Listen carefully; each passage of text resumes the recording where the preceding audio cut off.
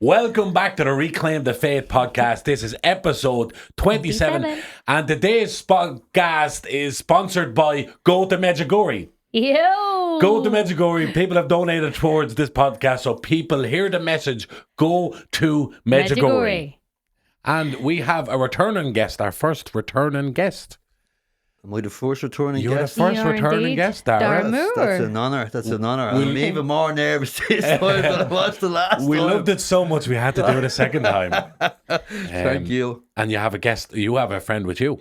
Yes, this is, we call him Brother Shane because he's in the Legion as well, but he is the next generation of hope for Ireland. No pressure now, pal. He's only It's great to have you, Shane. 22. 22. Shane, you're the youngest guest we've had on. Yeah, by far, I'd say. Yeah. Oh, yeah, you really are actually, yeah. What do you mean? I'm not much older than you. Yeah, right. You're old enough to be his mother. I thought she was younger, actually. No, same. So did I. You're in the good books. It's great to have you both. Obviously, Dara, we had a great episode with you the last time.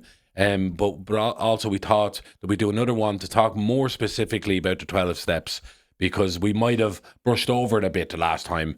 And the time that's in it, the new year, I think people need to hear this message. And you have Shane with you as well, who's going to share some of his own story as well, perspective. Yeah. Yeah, I suppose the young person's perspective is important out there at the moment because it's fairly treacherous for young people. I'm an addict. Drugs and alcohol were my thing. Would have started at a young age, and I suppose like it would have flew under the radar. Do you know what I mean? Stuff like that, and it just kind of progressed and snowballed and left me in dark places. And it was only really going one way. Like, do you know what I mean? And what Dara's going to talk about, like that book, the 12 Steps, living a spiritual way of life, and I suppose just trying your best to live a spiritual way of life, like walking a path of progress, not perfection, was the only thing that I was offered, and I was only offered that because it works. Like, you know, I'm proof of that. Dara's proof of that. Brilliant. There's millions that are proof of that. Well, it's great to have you, Shane, because I think that's what we need as a community, as a church, is the youth to be invigorated and to see the worth in the church and in God and what God can do and how God can transform us. Because the young people these days are so lost, and they're living 10, 12 hours a day on their phone, which I think is the biggest addiction. You know, them dopamine hits are getting from your phone, you know. So I think it's great to have you, someone of your generation, on here. Good to be here, And fair play to you, because it's hard to come and testify to I Christ. was laughing here because my young fella was in the shower there the other day. He was in there for about 40 minutes, electric shower, you know. I was like, here. I was banging on the door. I said, get out of that shower. You're in there ages. And I opened the door and he was on his phone in the shower. No. He's 18. He had his phone like that in the shower. I was there. Yeah, would you have it? Yeah. That's it. Madness. It's becoming an extension of who we are. Yeah. The phones. Mm. Tell us a bit more about your story then, Shane. Yeah, so I suppose not to go too detail specific. Yeah. Like, just because like I'm a family of 5 Mm. and I'm 20% of that one person. So like I don't want to go into too many details and divulge too many details about the effects of the family and stuff like that. Not to leave it out because it's obviously it comes part and parcel with addiction. Of course. But it's just because I don't really have the right to do that. You know? Yeah. But like I suppose I was happy, bright, young fella, and then kind of life kicked off, and it started off with me with an eating disorder at a young age. That was the first addiction, really. Now looking back, and just kind of like that was from about 12. I played sports, active, young, fit guy, and just kind of kicked off from there. And I suppose just to fast forward, right, I'll give you the bookend of it, the start and the beginning. Mm. It ended like at 20, 22 now. It ended at 20 in a treatment centre down in Tipperary. And I had no idea how I got there. I was absolutely hopeless about how I was going to avoid the next one because I wasn't able to stay sober anymore. I'd lost the power to say no. You know, I'd lost the power over. I'd lost the power to do the things I didn't want to do anymore. You know, I think a common misconception about addiction is that it's a choice and like you're choosing to do these things. And there definitely is a time where it is, you know, and you believe it to be a choice. And I definitely lived through that, and you have some good times. Don't get me wrong, like, you know, I'd be lying if I said I didn't. But pretty quickly with me, like, I don't know, it's because I started when I was 12 to 20. It's 8 years. Like, it's a long enough time anyway to be in active addiction. But yeah, left me in dark, dark places. I did bad things, and like, I couldn't see any way out. I had no way out. I had no route to get better. Like, and I didn't believe there was a way out. I was absolutely hopeless. Like, I felt like my life was over. Like ICU, like last rites off a priest, overdosing, trying to jump off things, mental hospitals, like all in a really short space of time that took place. And like, I didn't know how I was going to get back from it. And yeah, I ended up in that treatment center, and like 20, I was the youngest there by like 15 years and stuff. And it was a tough place to be. But I was introduced to the 12 steps in there. And at the time, like, I still believed that I had like power.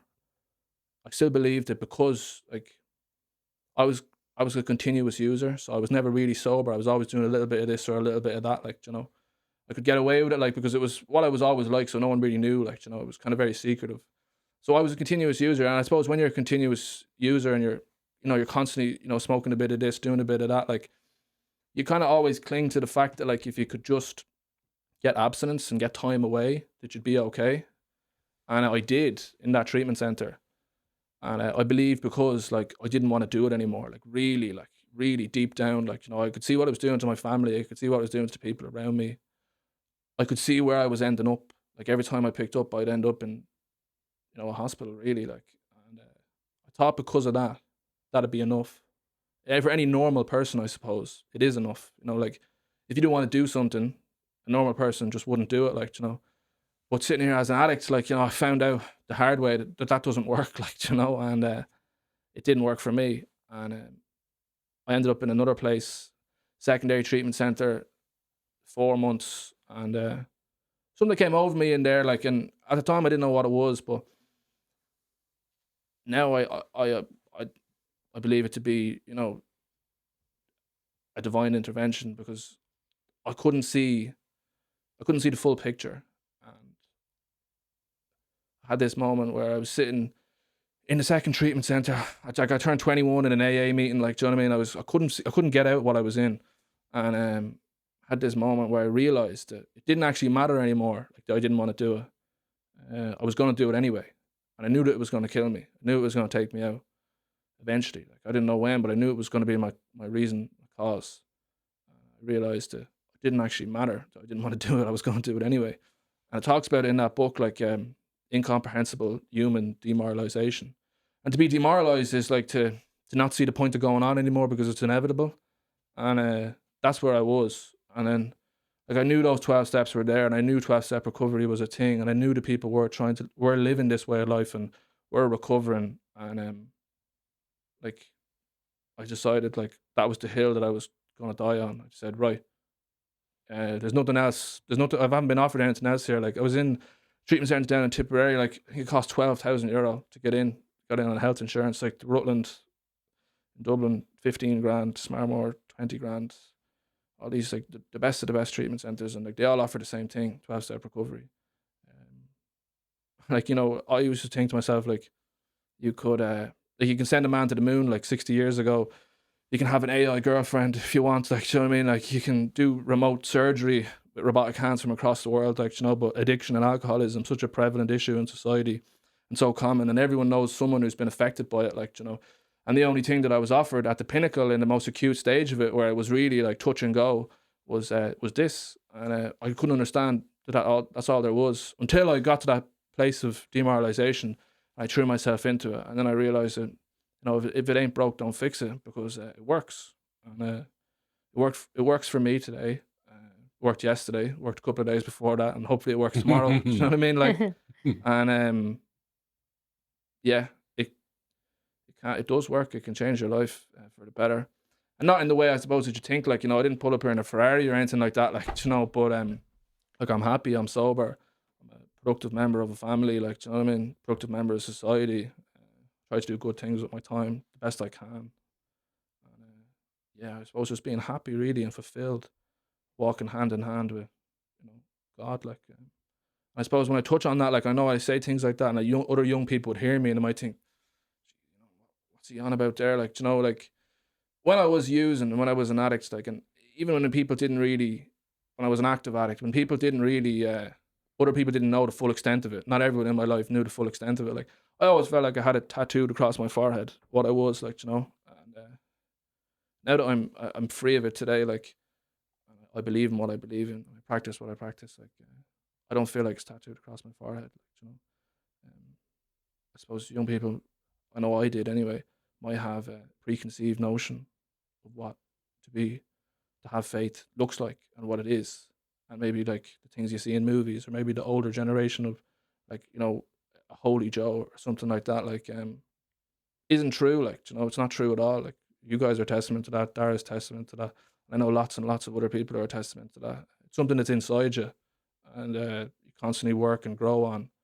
And yeah, it's not the death sentence and life ender and no fun anymore and can't do anything, can't have dreams, aspirations, hopes, can't do what you want to do in life. You know, it's not that. Like, it's not what it's what I perceived it to be.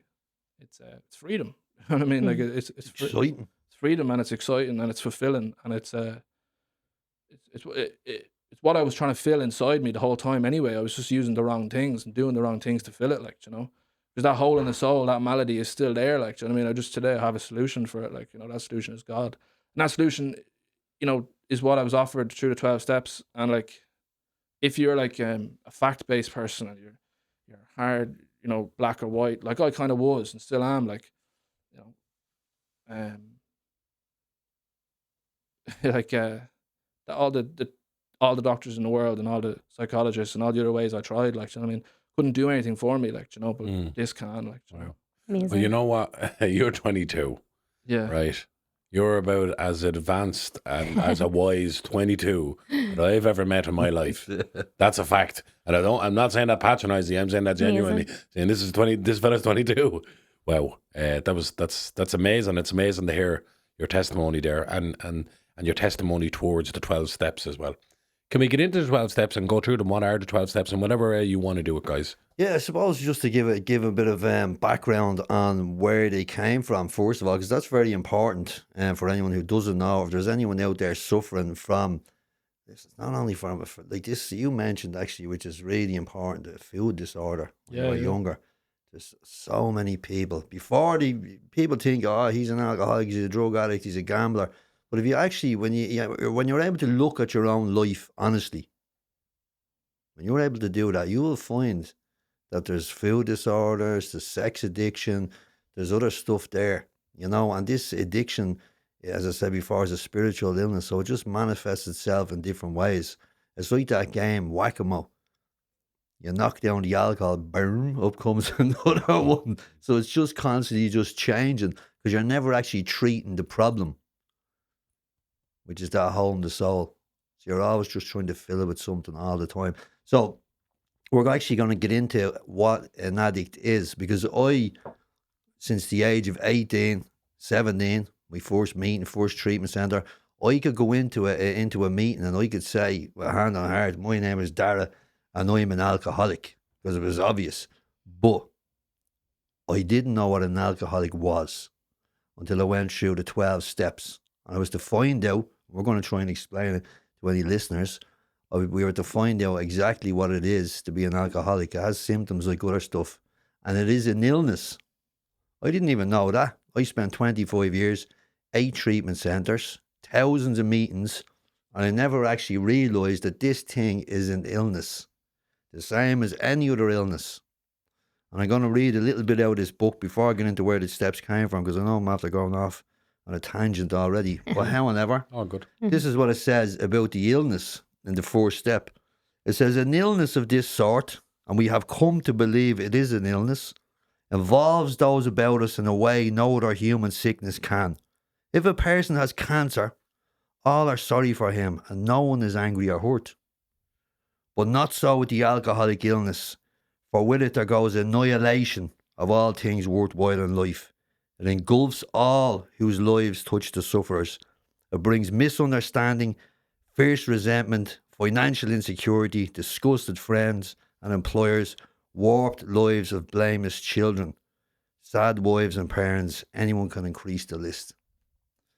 So with the addict illness, alcoholism, whatever you want to call it, alcoholism, you know, it's not like cancer. You know, if you have cancer, somebody says you want to lift to the hospital. You know, can they look after your kids when you're going to the appointments? You need, they'll make a dinner for you.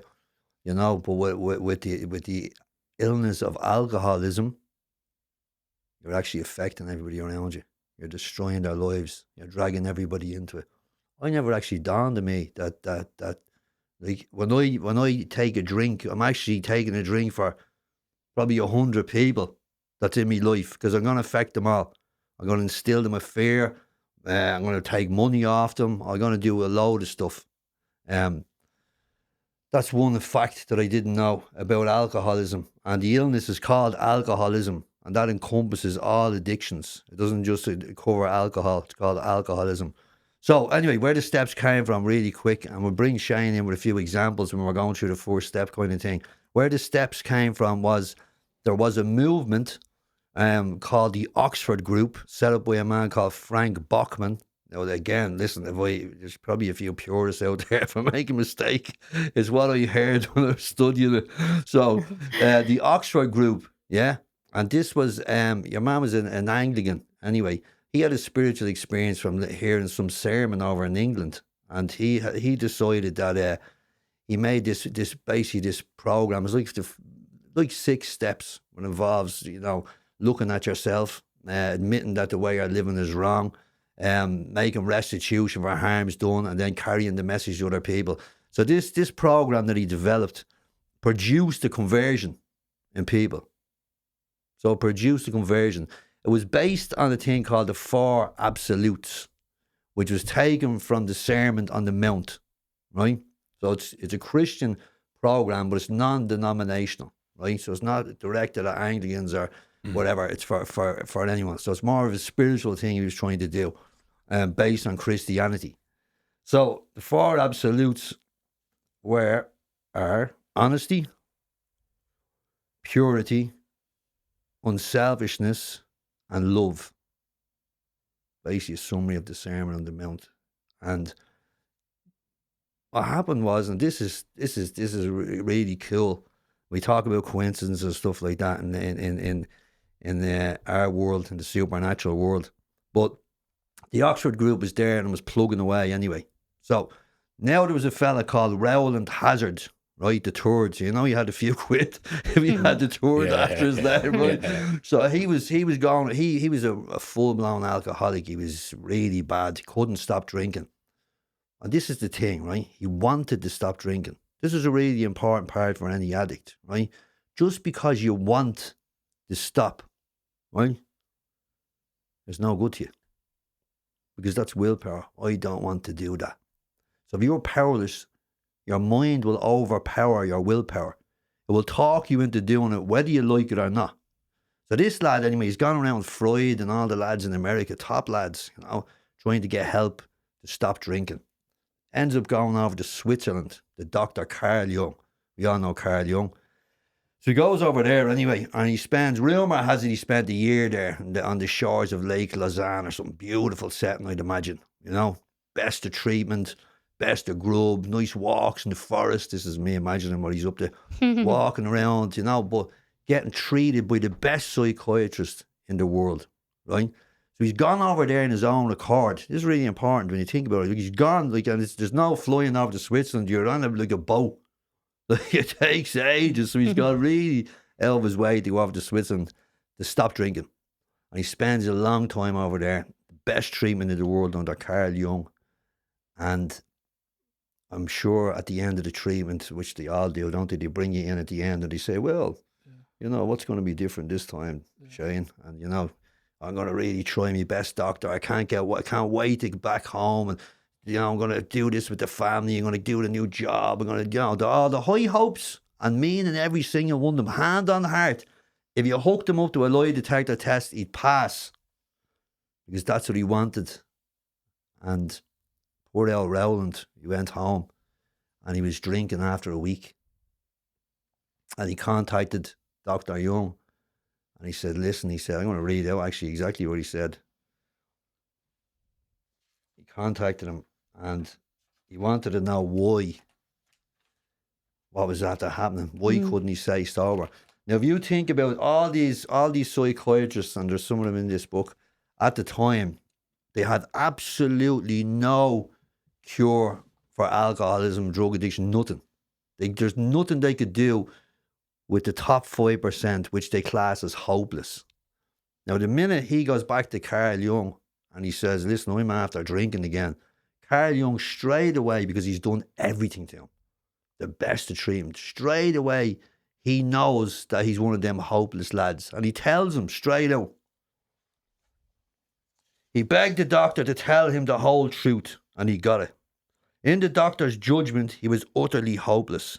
He could never regain his position in society, and he would have to place himself under lock and key or hire a bodyguard if he expected to live long. That was the great physician's opinion. But this man still lives, and he's a free man. He does not need a bodyguard, nor is he confined. He can go anywhere on this earth where other free men go, without disaster, provided he remains willing to maintain a certain simple attitude. Some of our alcoholic readers may think they can do without spiritual help. Let us tell you the rest of the conversation our friend had with this doctor.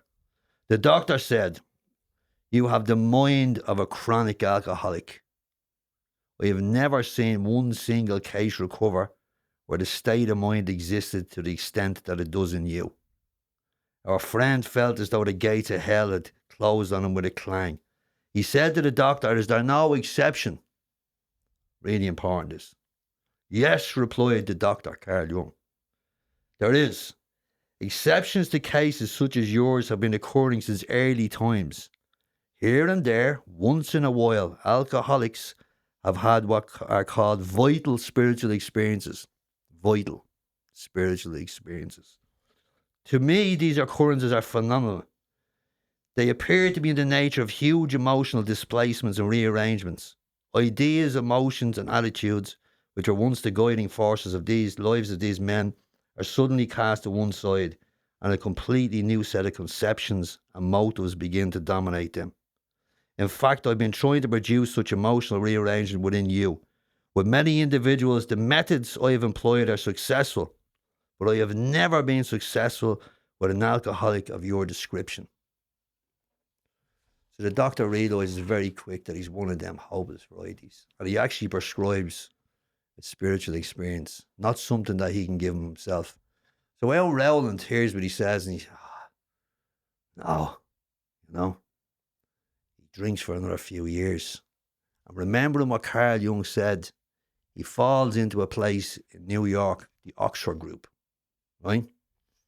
He has a spiritual awakening, a conversion as a result of going through the program of the Oxford Group. And he, as part of that, you have to carry the message, try and convert other people, that Christian thing. Now we can stop there for a second. A very powerful priest said to me one time, he said, Dara, I was begging him actually to come and do a recovery mass in Darndale for me, I says, you're a great way of explaining the gospel, And he says to me, Dara, he says, he grabbed me with the arm actually. He says, Dara, he said, the word is God. I was like, you're not listening to me, Father. You have a great way of explaining the gospel. Yeah, and he's explaining it to you. And he's like, the word is God. I was like, the word is God. He says, the power is in the word. The actual word is God. So the word carries the power. So this just came to you one time. So this has come from the scriptures in the Oxford Group. And now it's moving along. The power is in the word. Yeah, and it's going to hit these AA lads. So anyway, our man Rowland Hazard, he goes off trying to help people. Now there's a fella about to be locked up in court called Ebby Thatcher. Okay?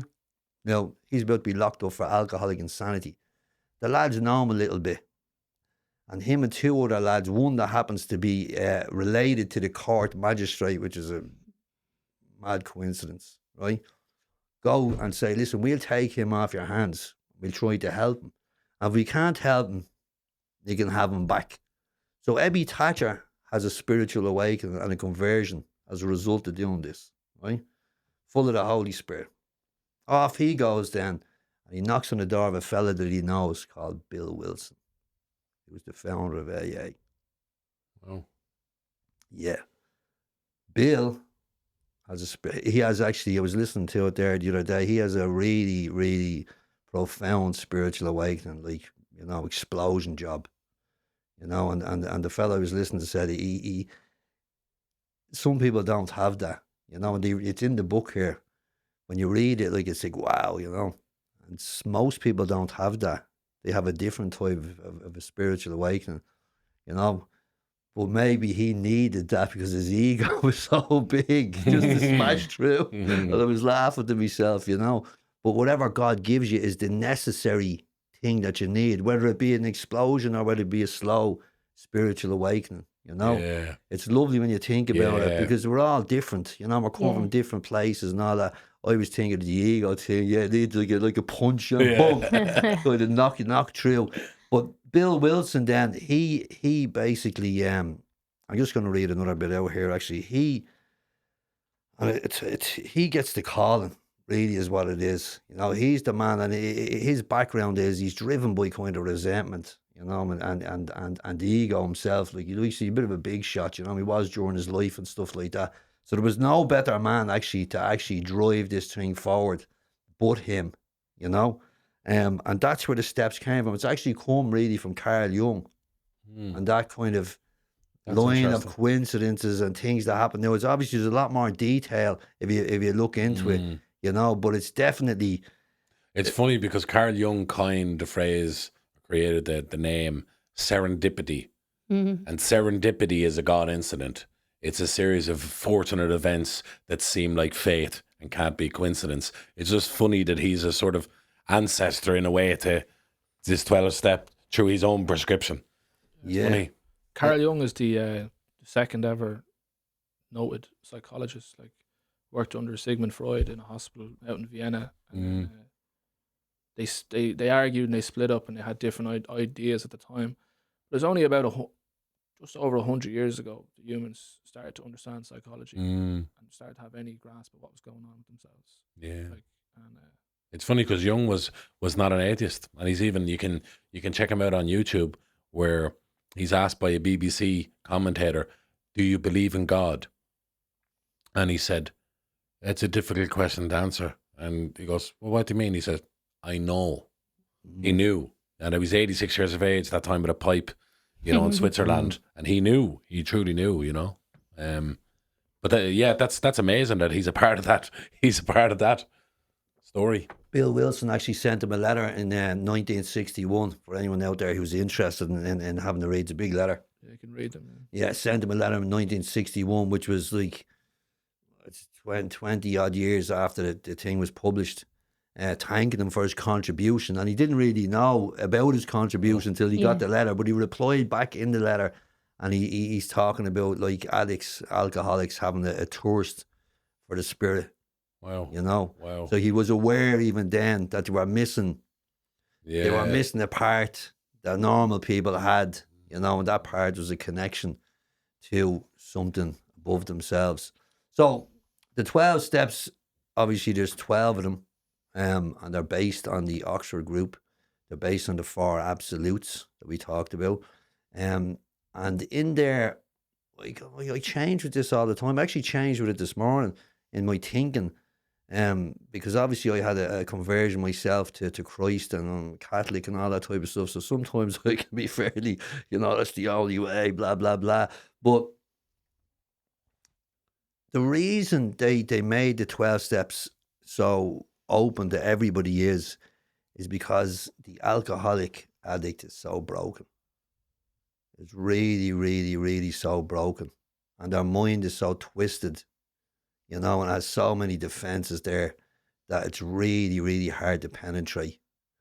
So what they did is they opened the 12 steps up. They basically opened it up to anyone in terms of what they believe, to try and help. And it's done out of love, actually. The thing that dawned me there, and I was thinking about this morning, is done out of pure love. They didn't say, right, we're going to try and do this. Yeah. It's how can we help everybody? Yeah. how can we bring them all in? It's like the thing of saving souls. Yeah. They're saving lives. Yeah, Yeah. Because if it was just one denomination of Christianity, even, for instance, if it was just Catholicism, it would have never accessed the whole world like it has. yeah. But it can be a route to that and a route to others as well. Yeah, I know people who haven't found their way back to Christ, but they help people all over the place. They do great work, Yeah. you know. And So do I. Yeah, whatever they believe, and they're good people and all that type of stuff, you know. So it's really important that they did that. That they kind of opened And I it suppose up. they're connecting to Christ anyway, because he's in our heart anyway. And if they're going down that truth hole, that tunnel anyway, they're there without knowing really half the time, I think, you know. Like I have some friends who are great examples, you know, of Christians, of Catholics or whatever you want, and wouldn't be staunch about it at all, you know. But are in their behaviours, you know, and are in the way they look after people, you know. Yeah, lots of great people out there, you know. I think go as ahead. well that like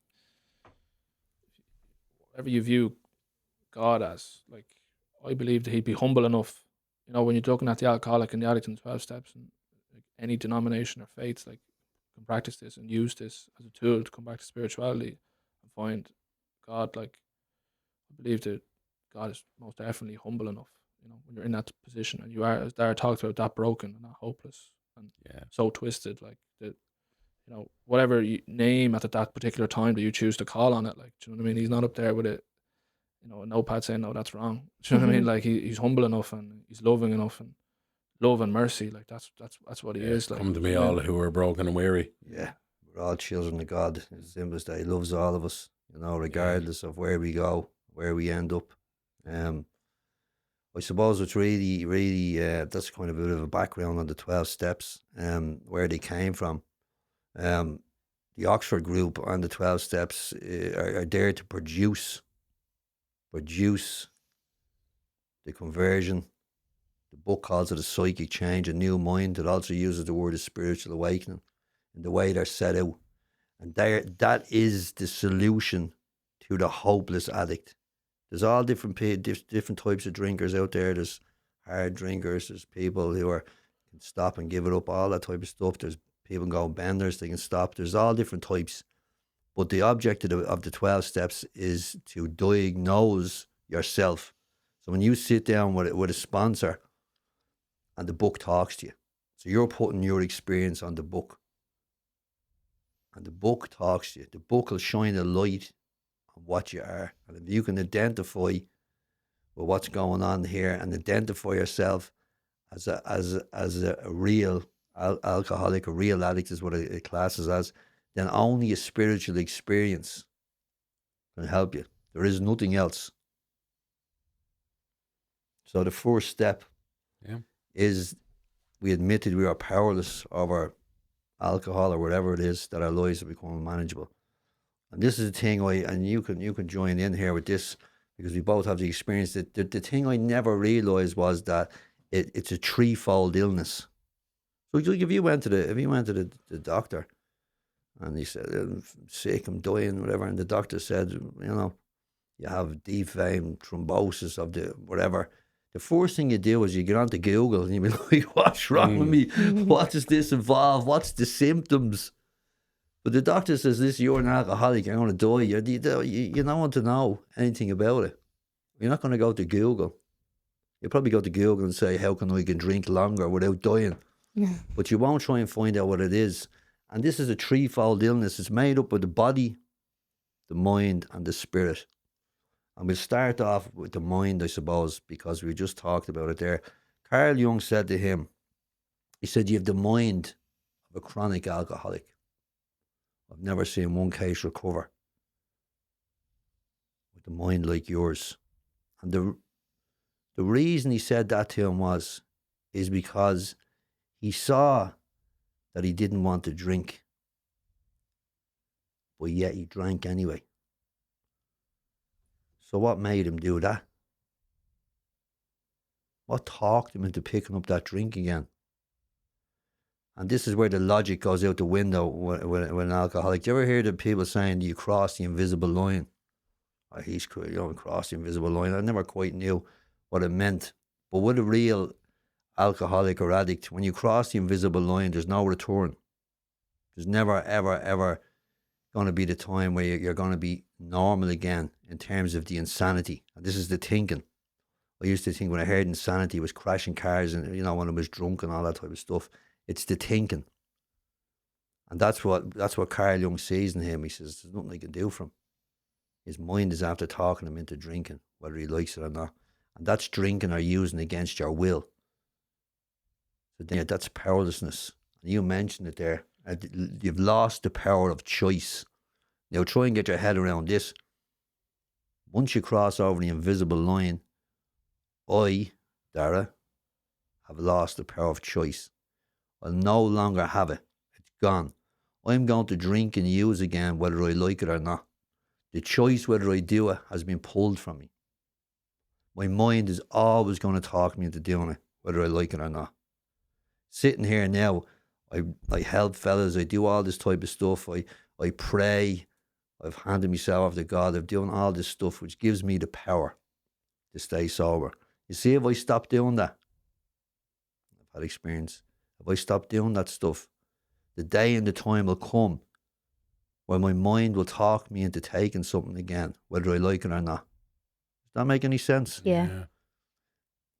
You've experienced that as well. Yeah, I do, definitely. Yeah. I suppose what I'd like to stress is, like, if that's your reality, like, you know, if that's like the context of that type of situation, if that's your reality and like your problem is completely illogical, like, you know, you sit there and like say, like, you sit there and your whole family looks at you, or let's say you have kids and the little boy comes up to the mom and says, please stop drinking, why won't you stop drinking? She says, I will, I will, I will, I won't, I will, I will, I will, and she stays off it, like, you know, and then she goes back, like, she doesn't want to, but she does it anyway. Like, the problem in itself is illogical. It makes no sense. Like, you know, it's beyond the realms of any doctor or any medicine that can say, like, well, this is what's wrong with you. Like, you know, makes no logical sense. Like, you know, and then I suppose, like, what's the opposite of fear?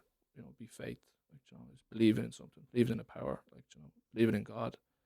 And like, my problem and the addicts and the alcoholics' problem is illogical. You might look upon it as a solution, but the solution has to be illogical as well. Do you know what I mean? The solution has to be God. The solution has to be spirituality. Has to be this. Has to be that, because because the logical mind can't grasp that either. yeah, Yeah. like, do you know what I mean? The problem is illogical, so the solution has to be as well. Like, do you know? Wow. Never heard that before. That's Yeah, great. amazing. And if we just weigh in with what it says here, and this just goes to show you, as we're talking about out of the threefold illness, we're talking about the mind. And this is just a glimpse of one of this. There's actually 2 whole chapters on the mind in this. And it says at a certain point in the drinking of every alcoholic, he passes into the state where the most powerful desire to stop drinking is of absolutely no avail. This tragic situation has already arrived in practically every case long before it's suspected. The fact is that most alcoholics, for reasons yet obscure, which we're just talking about, nobody knows why, have lost the power of choice in drink. Our so-called willpower becomes practically non-existent. We are unable at certain times to bring into our consciousness with sufficient force the memory of the suffering and humiliation of even a week ago or a month ago. We are without defense against the first drink. That's my experience. Like, it says pain. You ever hear that pain has no memory? That's saying, like, an alcoholic will not remember the pain and suffering of an hour ago, never mind a week ago or a month ago. So a normal person faced with, I'm going to have that drink or that pill or whatever it is, will weigh up the consequences of what happened the last 20 years they were doing it. Yeah, to weigh them up, the carnage, the lost relationships, the jobs, the money, the home, whatever it is. They look at it and say, no way am I taking that. That's absolutely madness. The alcoholic be saying, hang on a second now. Don't be too hasty here. Let's have a proper think about this. You know? I think it was the gambling that had you in that mess. It wasn't the drink. I think you'd be all right to have a few pints on a Friday. Start to talk you into it. And there's no defence there. And this uses a great little story here. It says, The almost certain consequences that follow taking even a glass of beer do not crowd into the mind to deter us. If these thoughts occur, they are hazy and readily supplanted with the old threadbare idea that this time we'll handle ourselves like other people. There is complete failure of the kind of defence that keeps one from putting his hand on a hot stove. And that's how mad it is, because every time I used or drank or whatever, I got burned really badly. Like, really, really badly. Everything was gone. Everything. But yet in that moment when faced with, building my life back up or coming out of a treatment centre or wherever it was, faced with that idea, I'd love to have a drink. It's not there. There's no defence. There's no, look what happened to you the last time. You can't do that. It's not a good idea. The mind always wins out. And that's powerlessness. That's real powerlessness. No defence. And it says here, if you can identify with this thinking that we're talking about, the insanity, which is, it's insane, if you can identify with that thinking, you are probably beyond human aid. So if there's anyone out there, which there is, I know you're all out there, anyone out there who can identify with being talked into taking that substance time after time, no matter what the consequences, and who cannot stop, who's completely powerless, you're beyond human aid. You can try tablets, treatment centres, doctors, you name it. You can try everything under the sun, which I did in my life. You can try to do it by yourself. You can try to do it by every single means. Nothing is going to work, because God, in whatever way you find God, is the truth. And you see when that voice starts talking to you, I think you'd be all right to have a few points. You can see straight through it, like a knife through butter. And you don't fall for the trick.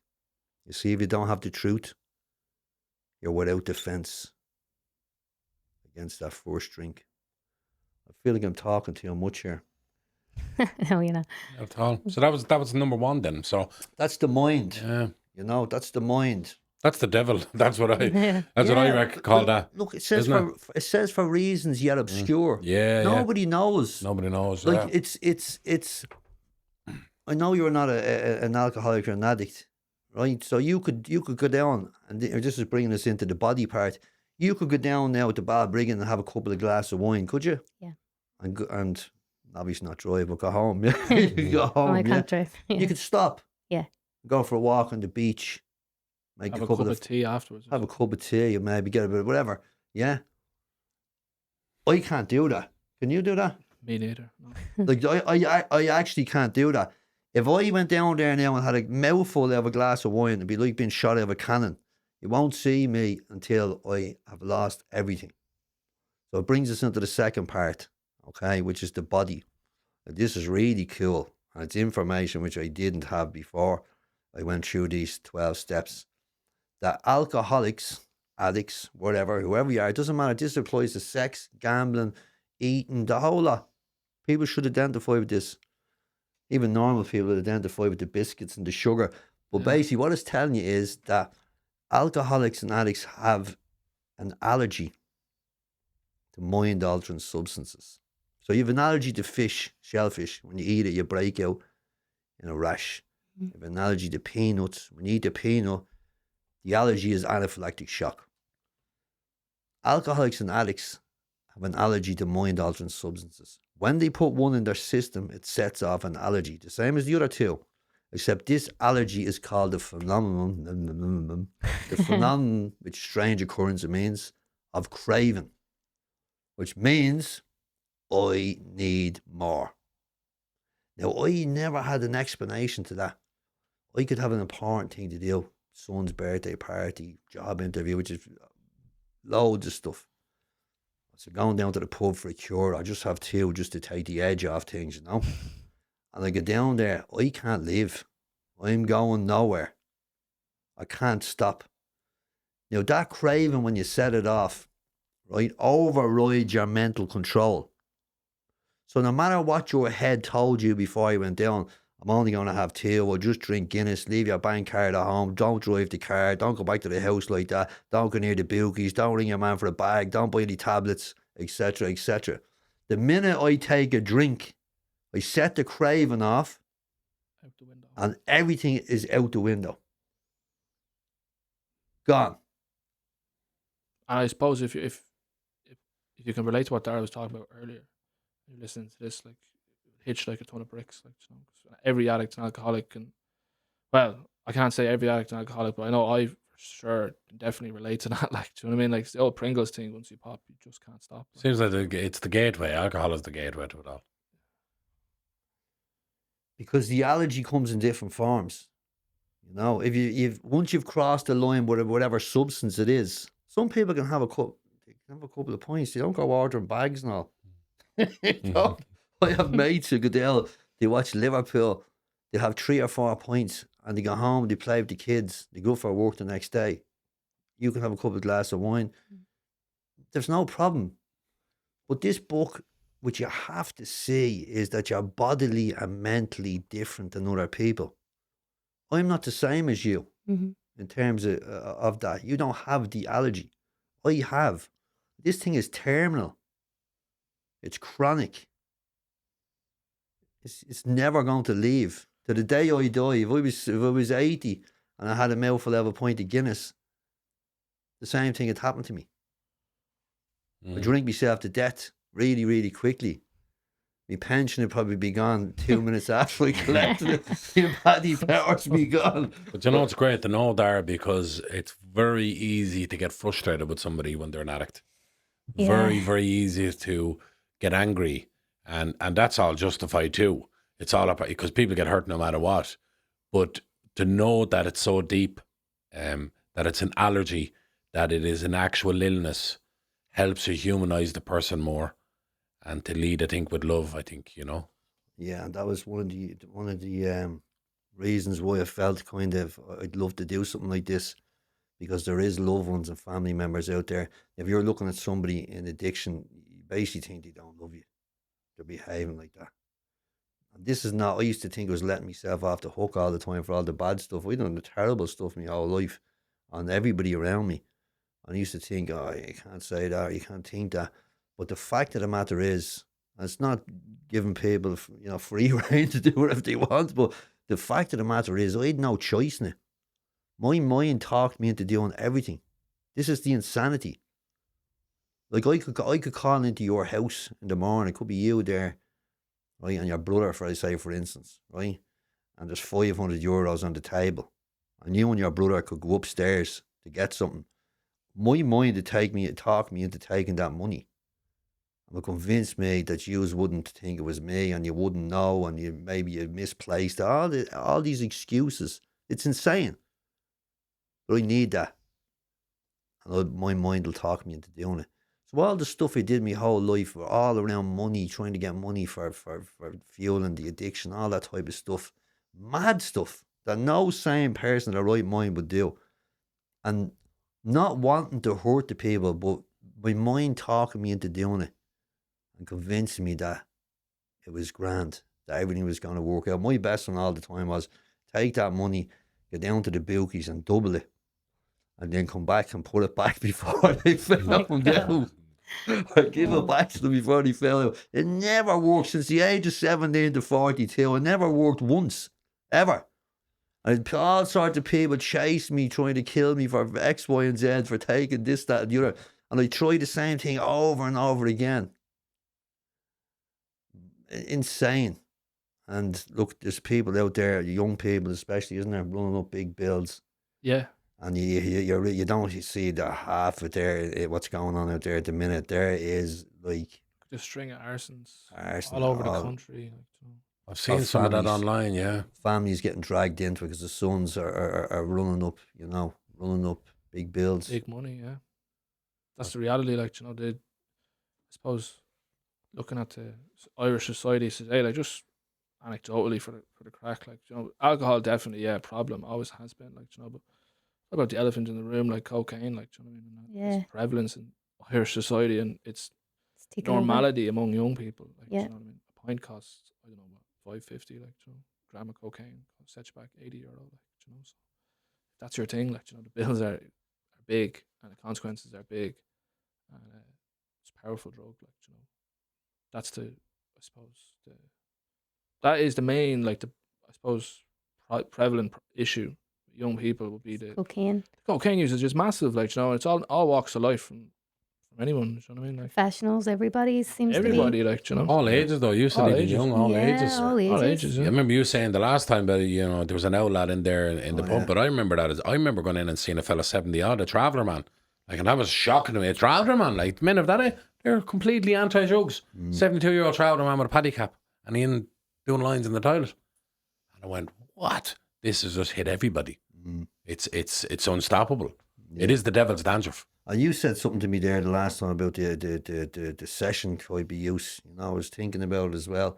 You see, the thing about what's going on, what's out there at the moment, the cocaine, is that it's I don't know what they're putting in it, right? But it's the depression and the black cloud after it. So you're only going to get X amount of days out there before mentally you're gone.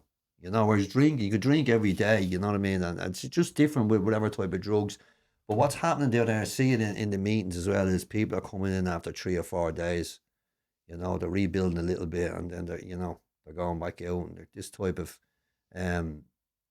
benders.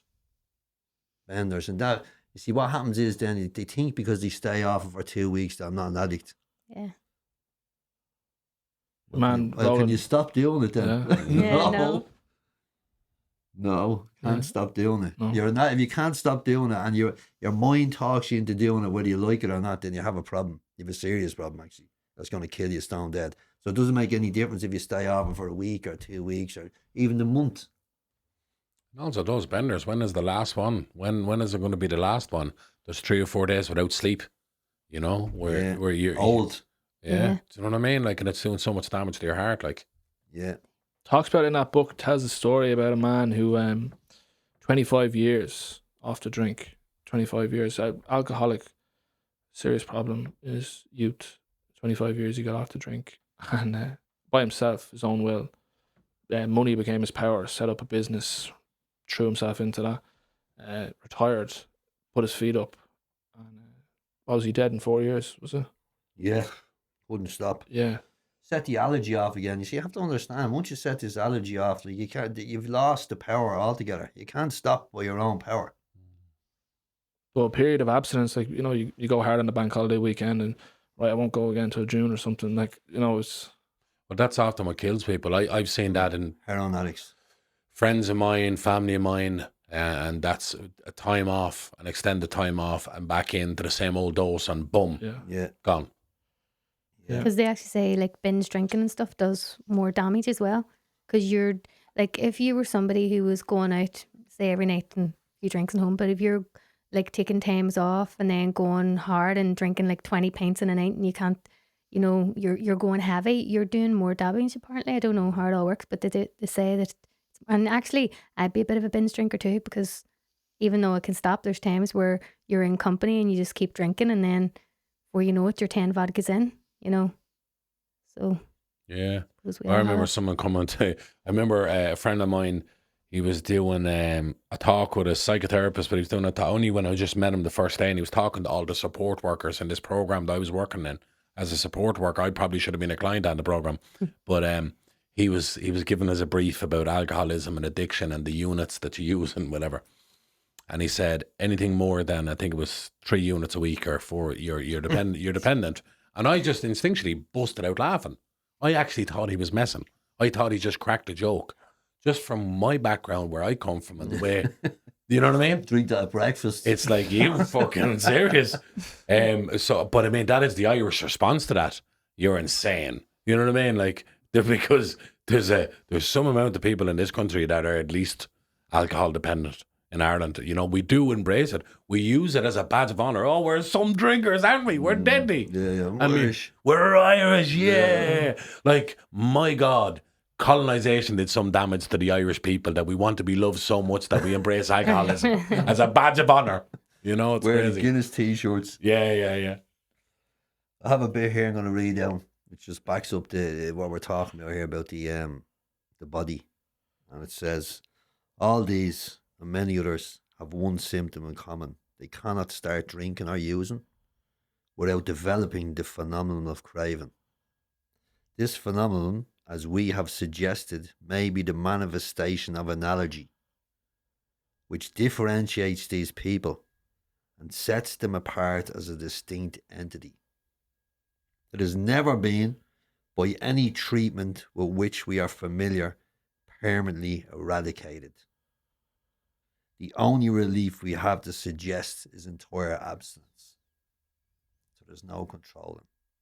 Once you identify yourself with your experience, if you're sitting down with a fella and you're reading that out, he has experience. He's starting to get answers. Oh my God, I didn't realise that. And there's loads of examples there of when you started and you couldn't stop. It didn't matter what you had to do, birthday parties, weddings, you name it. Fellas, once they start, they're not turning up for anything. You're gone. Mm-hmm. I never had an explanation for that. Because if you don't turn up at your child's birthday party, you think you're evil. Full of guilt, shame, remorse. Why did they do that? People are saying things to you. Door report, this, you that. Why didn't you do that? Why didn't you do this? And it's just one thing after another. And you're just being driven by this illness all the time. I tell you one thing, from the age of 17, 18, I racked up some shame and guilt. To the age of 42, it was like two big boulders on me shoulders of all the stuff I ever did. I never, ever, ever understood why I did most of it. You know, and by going through this book and the 12 steps, I got to see what an addict was. And within that, I actually got to forgive myself, you know, for all the stuff that I did. Because I was able for the first time in my life to separate the addict and myself. I was always Dara the addict. So even if I went into a news agent's, I'd be thinking, your woman knew everything about me. I couldn't look anyone in the eye. I think she knows I robbed me granny. She knows everything, you know. And I just went around like that until I went through this. And I started to say, oh my God, this is this illness that I have, that I've had since I was a kid. I'm going to read this one more little bit out, if that's okay. Yeah. And it's important to tie the two of them, the mind and the body, together. So if you know you have an allergy, that you can't take one because it will set an allergy off and you won't be able to stop. What talks you into taking that first drink? Your mind. Exactly. Mm. You're not going to have the 20th unless you have the first one. Mm-hmm. So this is what powerless is. That's one part of powerless is when you start, you can't stop. But the real powerless is you've lost the power of choice. That your mind is going to take you into talk you into taking it, whether you like it or not. And the mind will overpower the willpower. It'll overpower also self-knowledge, which is very important, isn't it? 100%, definitely, yeah. All the stuff you learn in the treatment centres, all the stuff you've accumulated, the knowledge, the meetings, The this months, nice talk we're doing here. exactly, you know, like Roland Hazard, a year knowing if you picked it up. But sure, self-knowledge means nothing, like, you know. Action, faith, you know, faith without works is dead. Action is what's required, like, you know. Self-knowledge, me sitting here and saying I am what I am and knowing I am what I am, like, you know, if I was to put it down and stop, like, as we said, I know what's going to happen, like, you know. Self-knowledge doesn't equal a change. It doesn't equal longevity, you know. The logic is not there. Mm-hmm. When your push comes to shove and the demons on your back, the monkeys in your back, it's just, you think you need to have a drink, you know. All the stuff that you learned, all the stuff that you know, this nice little talk we're doing here won't come into my head. My mind will overpower that. You're only going to have two. Nobody will know. Won't get you the same as it did the last time. You'll be grand. You just stop after 3. Any amount of excuses. And my mind will latch onto one. And I'll be gone.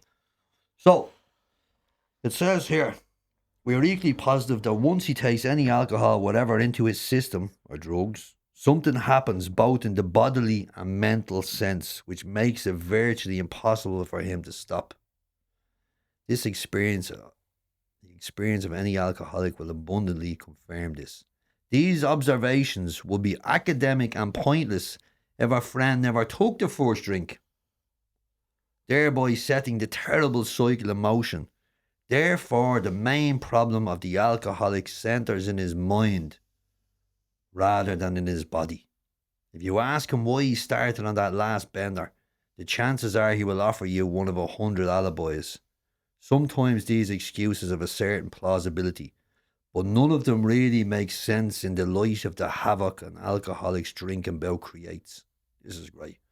They sound like the philosophy of a man who, having a headache, beats himself on the head with a hammer so he won't feel the ache. It's so true, isn't it? So this is going to bring us into the third part of the illness, which is the malady, the spiritual malady. We talked on the last time I was on the show, the real, I suppose, driving force. And having a headache, when you're an addict, an alcoholic, a headache is anything. You know what I mean? Anything. From like a person passing on you, a relationship breaking up, losing a job, anything is a headache. So by using, your mind is telling you that using is going to make the headache better. So what it's like getting a hammer and smashing yourself in the head so you won't feel the headache. Because me picking up, Shane picking up, makes everything 10,000 times worse than what it is. So again, it's the mind. You can't see the reality. The head will tell you that this is going to make you feel better, that you need this, take this. And once you do, you set the allergy off and off you go again. So the third part is the spiritual malady. I talked about it for ages the last time. It's that hole in the soul that we have.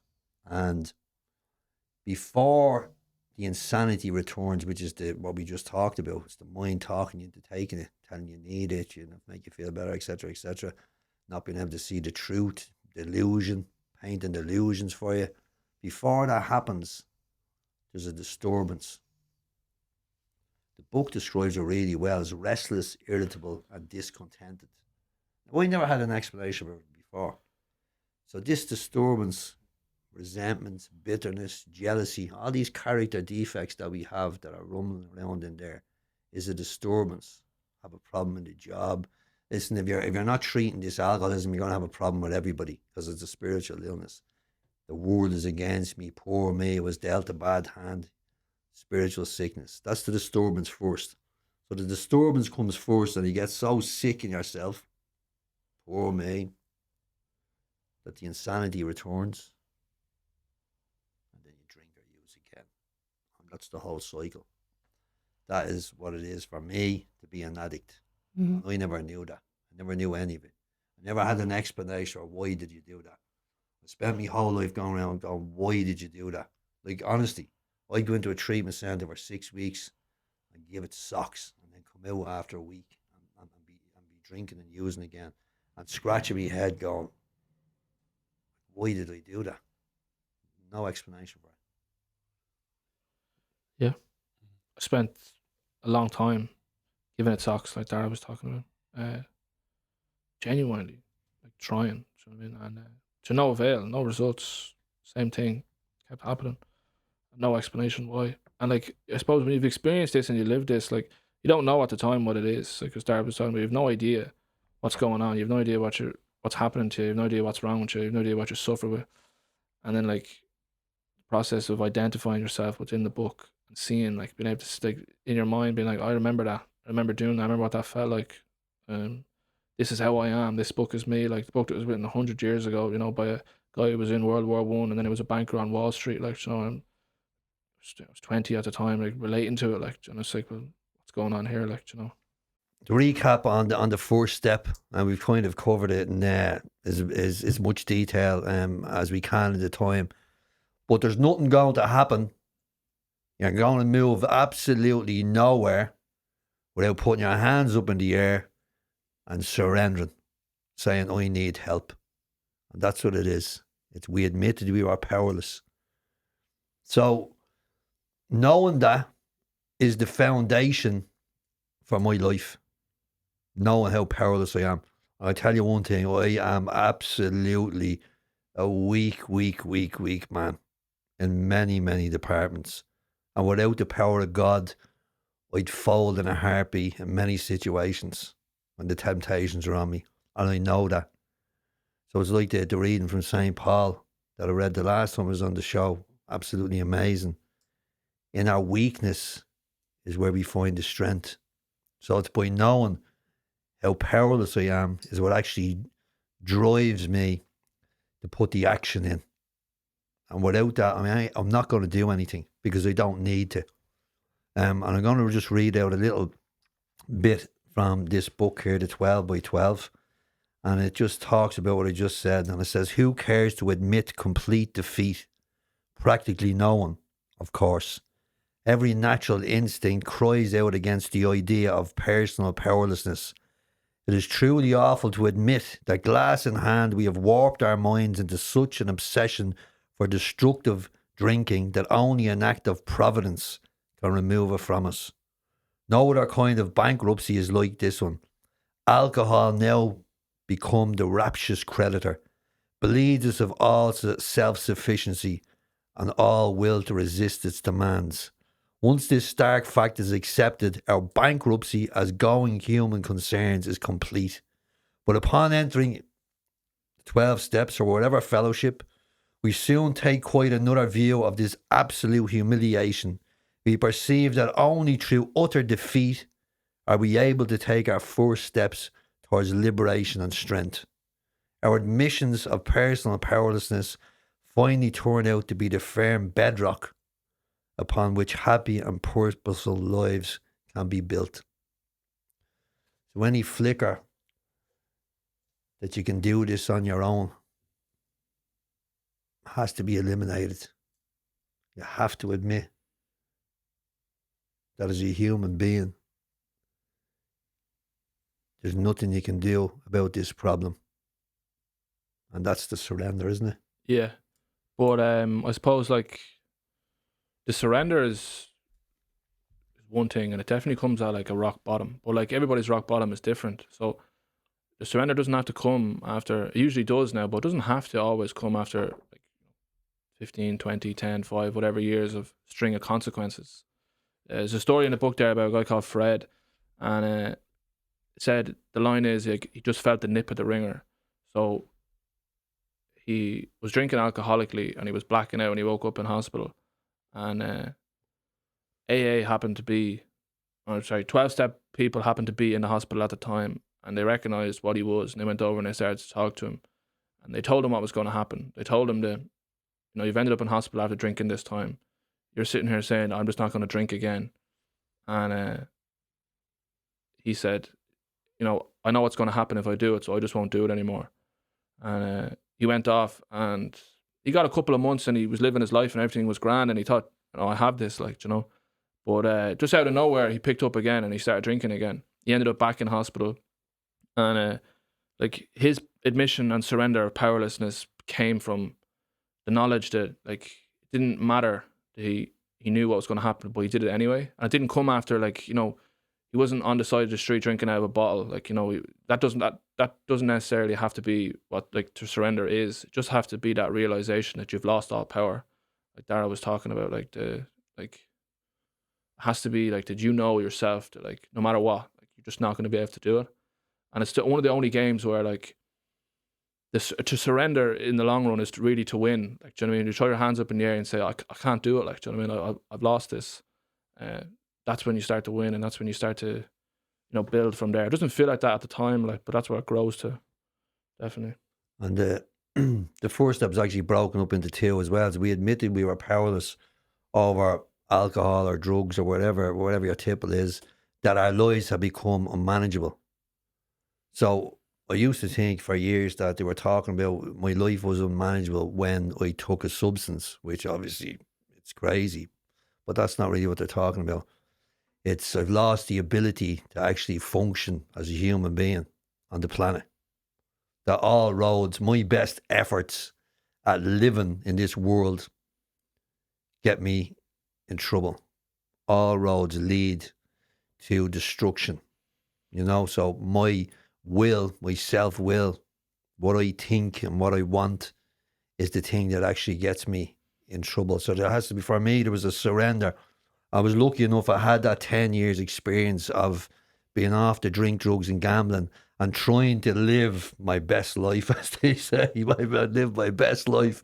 I tried my best to I did. I gave it a good lash, I tried my best to live as a normal human being.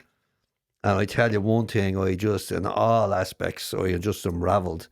Because the causes and conditions of this thing, they say that the drink and the drugs is only a symptom. And you talk about the cocaine and people mention substances, and it's not the substance is the problem. It's what's making you take the substance in the first place is the problem. The cause and conditions. And looking at me, it was full of fear of the future, fear of people dying, fear of getting sick, fear of everything. Full of guilt, shame, remorse, all the stuff that I did in the past.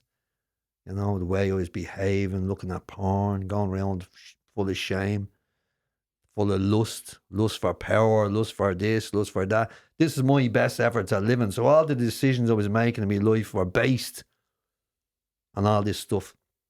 Low self-esteem. If you have low self-esteem, if you have jealousy, you have envy, that's the spiritual sickness that's underneath the actual addiction, So I suppose we better roll into step 2. Otherwise, we'll have to come back and do. We'll have to come back and do another episode. But he said, "I'm not coming back here to do another episode." 3 is too much. 3 is too much. So, yeah. Step 2 came to believe that a power greater than ourselves could restore us to sanity. So it's coming to, isn't it? Came to. It's like a boxer, gets knocked out. You'd know about that, being a boxer. And then you come to, it's like it's a realization, isn't it? It's an awakening of some sort. That there is another way. That these fellas who are flogging these 12 steps, they have a glint in their eye. There's something different about them. Maybe there's a different way out there. They seem to be happy. They seem to be sober, living good lives. So it's like addicts are funny. If they get a sniff of a good thing, they be all over like a rash. You know what I mean? So it's kind of like that, isn't it? When you start to get that. I used to think, I was going to say, start to get a bit of hope, and that's what happened. You start to say, hang on a minute here. Wow, there could be something brewing here, Could being the key word, that step. Like, all you have to do is came to believe the higher power of our own understanding could restore us to sanity. So the sanity is definition of insanity is doing the same thing over and over again, expecting different results. So the could restore us to sanity. So this could work. This could work for me. I could do this. It's working for him. Why couldn't it work for me? And the sanity part, people always have a bit of a hump about that, because I'm not insane, but that's the definition. You're doing the same thing and you're expecting it to be different. So to return to sanity is to not do the same thing. You know what I mean? So he doesn't have to be like at that stage. It's not like a flash of white light or anything like that. It's just what Dara's talking about. Hope could, And hope, I used to think that I rustled that up myself. Do you know what I mean? I hadn't a clue. Honestly, God, that's a virtue. I think there is correct me if I'm wrong, so either the cardinal I think it's the cardinal virtues, the first 3, is it? Hope, faith, and love. Yeah. Mm-hmm. They can only come from God. I used to think, Russell, that I never actually thought about it. Where does hope come from? I think about it, where does it come from? I didn't all of a sudden say, I think this is great now. I can see the future. I feel great about this and all that. I can't do that. That comes from God. Nowhere else. Totally. It's amazing when you think you even belief in God is the ultimate hope, isn't it? Yeah. Hope in the afterlife, eternal life.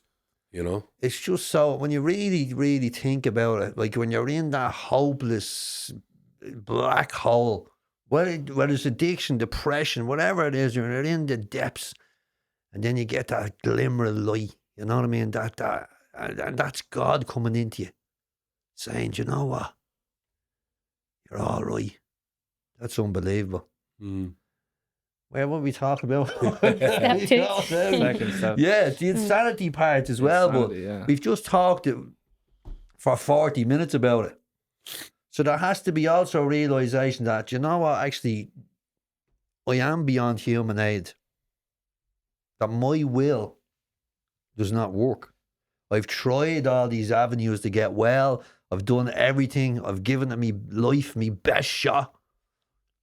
And nothing has worked. And my thinking, which is getting me in all the trouble, is insane. It's talking me into doing all this type of stuff. And that's sober as well. I have examples like of being sober, but my thinking was still insane. Because I didn't live in the truth. You know, what's the antidote to insanity, to insane thinking is the truth. And I didn't have that. So I would base decisions on, say, greed. When you clearly, if you said it to a normal person, listen, I'm going to take this gamble, you know what I mean? There's going to be a load of money at the end of it. They'd be like, that's nuts. The risk is way too much, you know? But my head had talked me into it because the end game was the jackpot or whatever that business deal was, you know, and it didn't matter who got in the way. And that's sober. Yeah. So how can you live like that? That's the spiritual sickness. I'd like, you know, that I think we were talking about it before, you know, the thoughts that come into your head. So obviously you find God or you have that belief and this is the healer. But when you don't have God and you have the negative thoughts, I mean, for me, it's very clear that's the devil. Like, why else would you be getting attacks? Why would you be getting crippling thoughts that are stopping you from doing anything good for you, that is only leading you to bad, destructive behaviour? Now, I know that with the design of the 12 steps, they didn't want to go that deep in it because they don't want to turn people off. But to me, that seems to be very clear, that battle. You know, that is the devil in your because who else would do it? Where else would that come from, like, you know? Yeah, listen, I agree with you, Yeah. you know, but if you had this talk like that to me at the start when I was going through these steps, so it's like, we give him a wide berth there, you want to go back there. I would have thought you were a head case Yeah, because 100%. I lived in the I didn't live in the spirit world or the supernatural world. It was all just Logical. It wasn't even in the logical. It was in the insanity creeping into the logical. You know what I mean? Yeah. But like I wouldn't. I would have ran away. I would have ran a mile. Yeah. But now I understand. I understand it to be true. You know, and we were only talking in the car, the van, on the way up, and we were talking about that very thing. You know. And now a priest, a friend of mine, Father Colin, used to always say that, I think Chesterton said it, that the reason the serpent the reason there was a snake in the Garden of Eden was so it could twist itself into a question mark. The devil. Yeah. So that's how he gets you. Mm. It's so you've nothing. What are you doing that podcast for? So you've nothing to say. People are going to be laughing at you. You know what I mean? You want to hear all this type of stuff, I and know. it's just non-stop. Like it's like a conveyor belt, isn't it? Of just these questions, and it's divide and conquer. Mm. You know, that's what he wants. He wants to separate you, and he wants you on your own. And then the irony of the whole thing, the more you go into those wants and pleasures, the louder that voice goes. The worse it actually gets. The veil of darkness. That's what a priest said to me once. He said, when you're living in sin, which if you're living sober or not sober, and you're not living the spiritual life, if you have something wrong with you, then a veil of darkness comes over the intellect. So you can't even see logically. You can't think logically. You're living in sin. You're a slave to sin. And that made sense to me, you know? Because like I said before, I couldn't, you could give me a book like that, or the scripture and all, I'd be looking at it going, what is that? What did he talk about? I just couldn't see anything, any meaning to anything, you know? My mind was so blocked and so closed. And I think that's what it is. It's that veil. It's like I always think the bride with the veil. If you think about it, you're living in sin. You're just living in you're just going around in that black hole. Mm. The constitutional lack of honesty as well, like just to the core, breeds like kind of, it's hard to depict, but just breeds this delusion. Like when you're so dishonest with yourself the whole time, you fall into a delusion where like you start to believe yourself, and it's crazy. Yeah, it's what drives you. You believe the delusion, whether subconsciously you probably don't, but consciously, like your brain can't hack the fact that you think you're so full of shit. Like, do you know what I mean? So you start to believe the delusion, and it feeds off that, and it's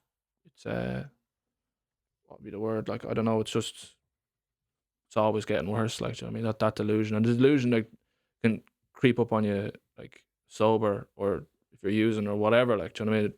It all starts, for me in my experience anyway, but like being dishonest with myself. Like, you know, it's not about me being honest with Dara and telling him what I think of Dara. Like, you know, it's about just me being, you know, honest with myself. Like, should I do that? Is that the right thing to do? And believing the lie that it is, and then that's the first one, and then it just kind of goes off from there. Like, The conscience is first truth speaking from God, straight down the pipe. This is not a good idea, Dara. Don't do this. This is not right. Cast iron fact, 100% truth is the conscience. So we always think like in addiction, because it's a mental illness as well as a spiritual illness, and you're so lost in that veil of darkness that the mind controls everything. Everything. So when faced with doing something, the first thing that happens is the voice comes in, the conscience. It's God speaking. This is not a good idea, you know. And then this thing kicks in. Well, hang on a minute now. Let's have a think about this before we do it. And once that happens, the mind takes over. So the conscience has no power. So as you start to go through the steps, and hopefully we're going to be able to do in time, is go like kind of show what happens. You start to be able to hear that conscience and that voice, don't you? yeah, And listen to it. And then you start to be able to talk back to this. No, pal, listen, you're not going to get me with that one. Nice try, but not today. And you can start to live by the truth and listen to the truth and listen to God. yeah. I always think about it like when you think about you're conscious. Like, I don't know what else it is. Like, do you know what I mean? Like, I don't know anyone else who can say to me like, what is a human conscious? Like, why are we all born with this innate ability to know right from wrong and to know what the right thing to do is? Whether we listen to it or not is matter of fact. But like, I don't know what else you could put that down to. Like, you know, there's no doctor who can tell me what that is. There's no scientific explanation for that. There isn't. It's just Scientists actually can't explain it. It's just an unknown. Like, that you know right from wrong, and there's a voice in your head that tells you you shouldn't be doing that. Like, And we all have it. yeah. And like with the alcoholic, it's just it becomes corrupted, and it's like the way I look at it is like the problem centers up here. Like, I listen to this and it tells me what to do, and it overrides this. So like, you're talking about like trying to live in a solution. You have to I have to try and keep the spirit and the conscious strong enough by feeding it with the right things, with prayer, with meditation, with taking action, with trying to help others, and we're trying to take myself out of myself. So I give myself enough power here with God to be able to override this. So the thoughts still come. It's not like they just disappear, like, you know. But now I can see the truth. The conscience is stronger than the mind, and like when like it can definitely wane. Like, you know, if you're not doing what you're doing, and the conscious will wane, and the mind becomes strong again, and then you're up to all sorts, like, you know. So it seems like it's like you have more of a grasp of your free will once you're living a cleaner life, once you're doing good things, once you're staying away. That whole thing of free will versus like self-determination and all this. It seems like when you're in the middle of all that stuff, that you don't have free will anymore. It kind of goes out the window. No, you're a slave. You see, you don't even have a shot really, you know. No Think shot. about any normal person, if they did what the first thought that comes into your head every single time. If you did that, and that's all you operated on, like, you know, I'm sure guys get first thoughts that come into your head that are mad. Yeah. You don't do them. No. You know what I mean? Imagine what you live in your life like. If the first thing that pops into your head every time, you're going off Intrusive thoughts, and you're yeah. doing it, like, you know. Yeah, well, we all get them. My best friend is a psychotherapist, you know, and I used to try to hide the things that was going on with me, and obviously it was just an idiot because he could see through it all. You know, he could see through the veil.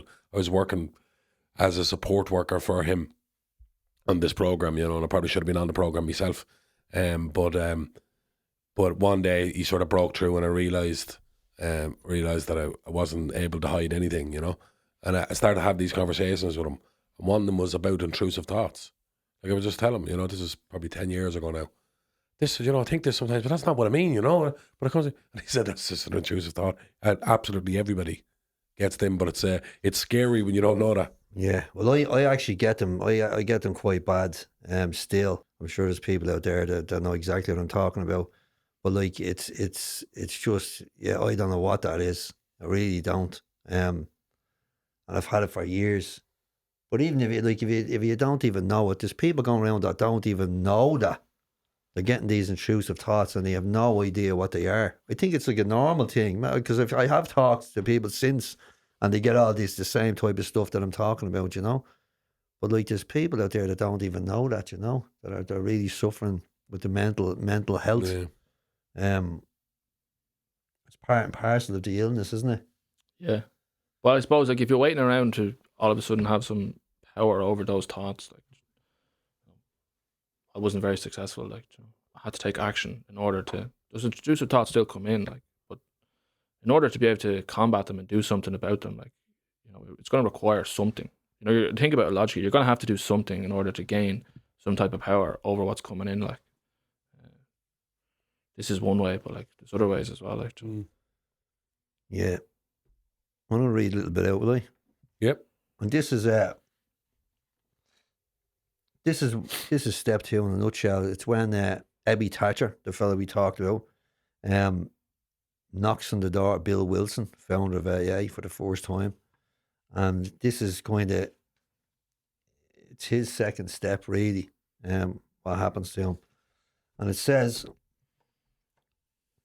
near the end of that bleak November, I sat drinking in my kitchen. With a certain satisfaction, I reflected there was enough gin concealed about the house to carry me through that night and the next day.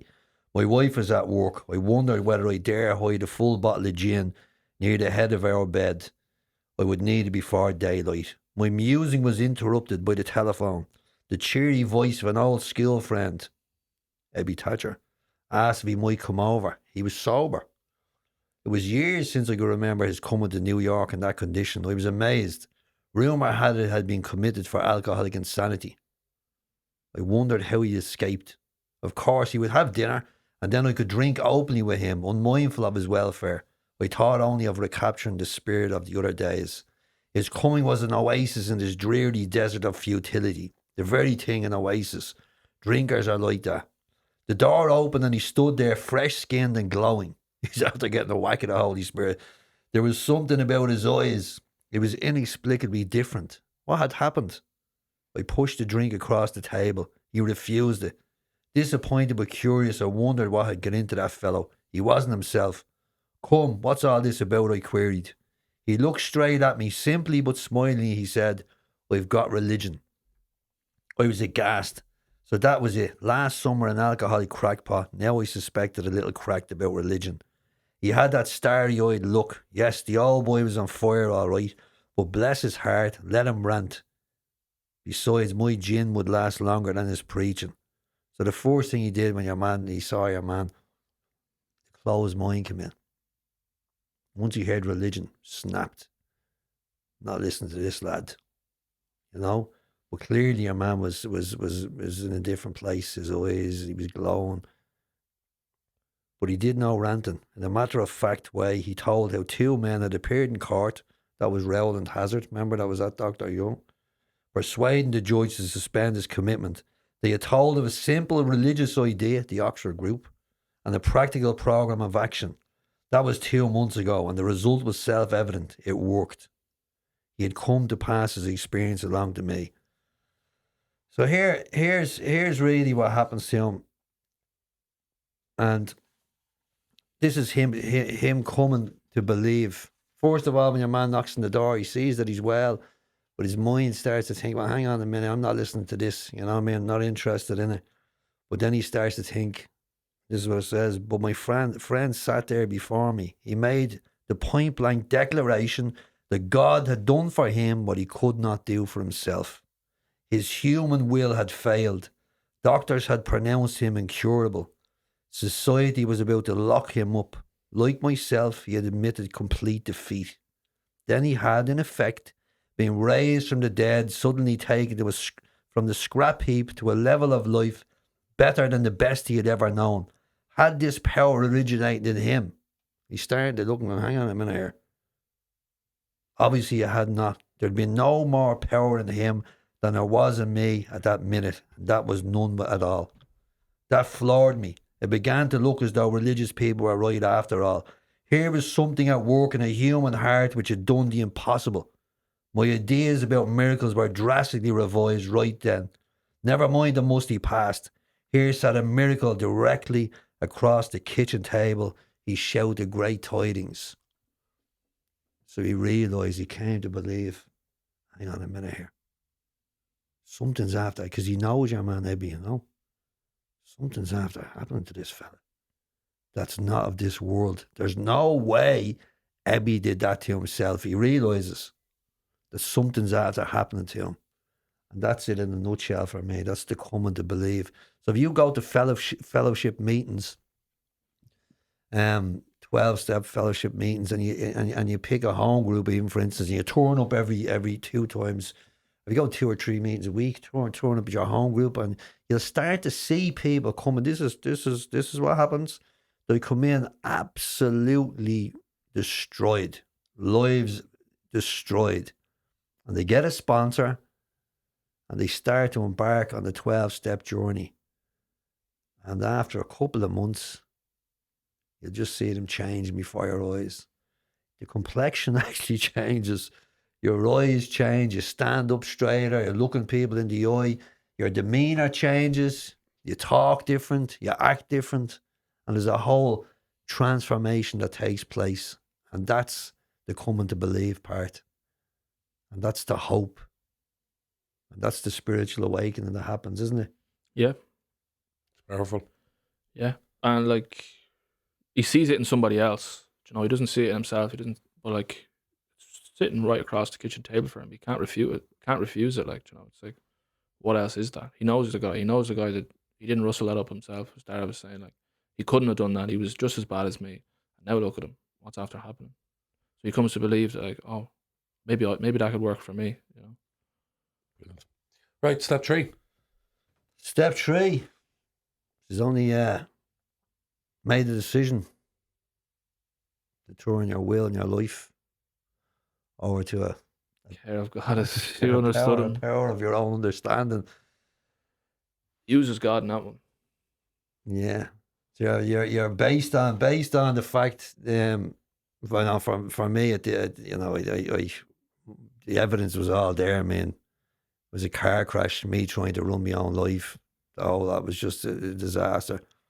And I saw that from my powerlessness that I was an absolute sitting duck. That I was going to use again, whether I liked it or not. I knew that. I had the experience, showed me that. So I was making a decision to, really at the time, when I went through the steps, I didn't realise the magnitude of what I was actually doing. But really what I was doing was, I was like a leap of faith. You don't know what's going to happen to you.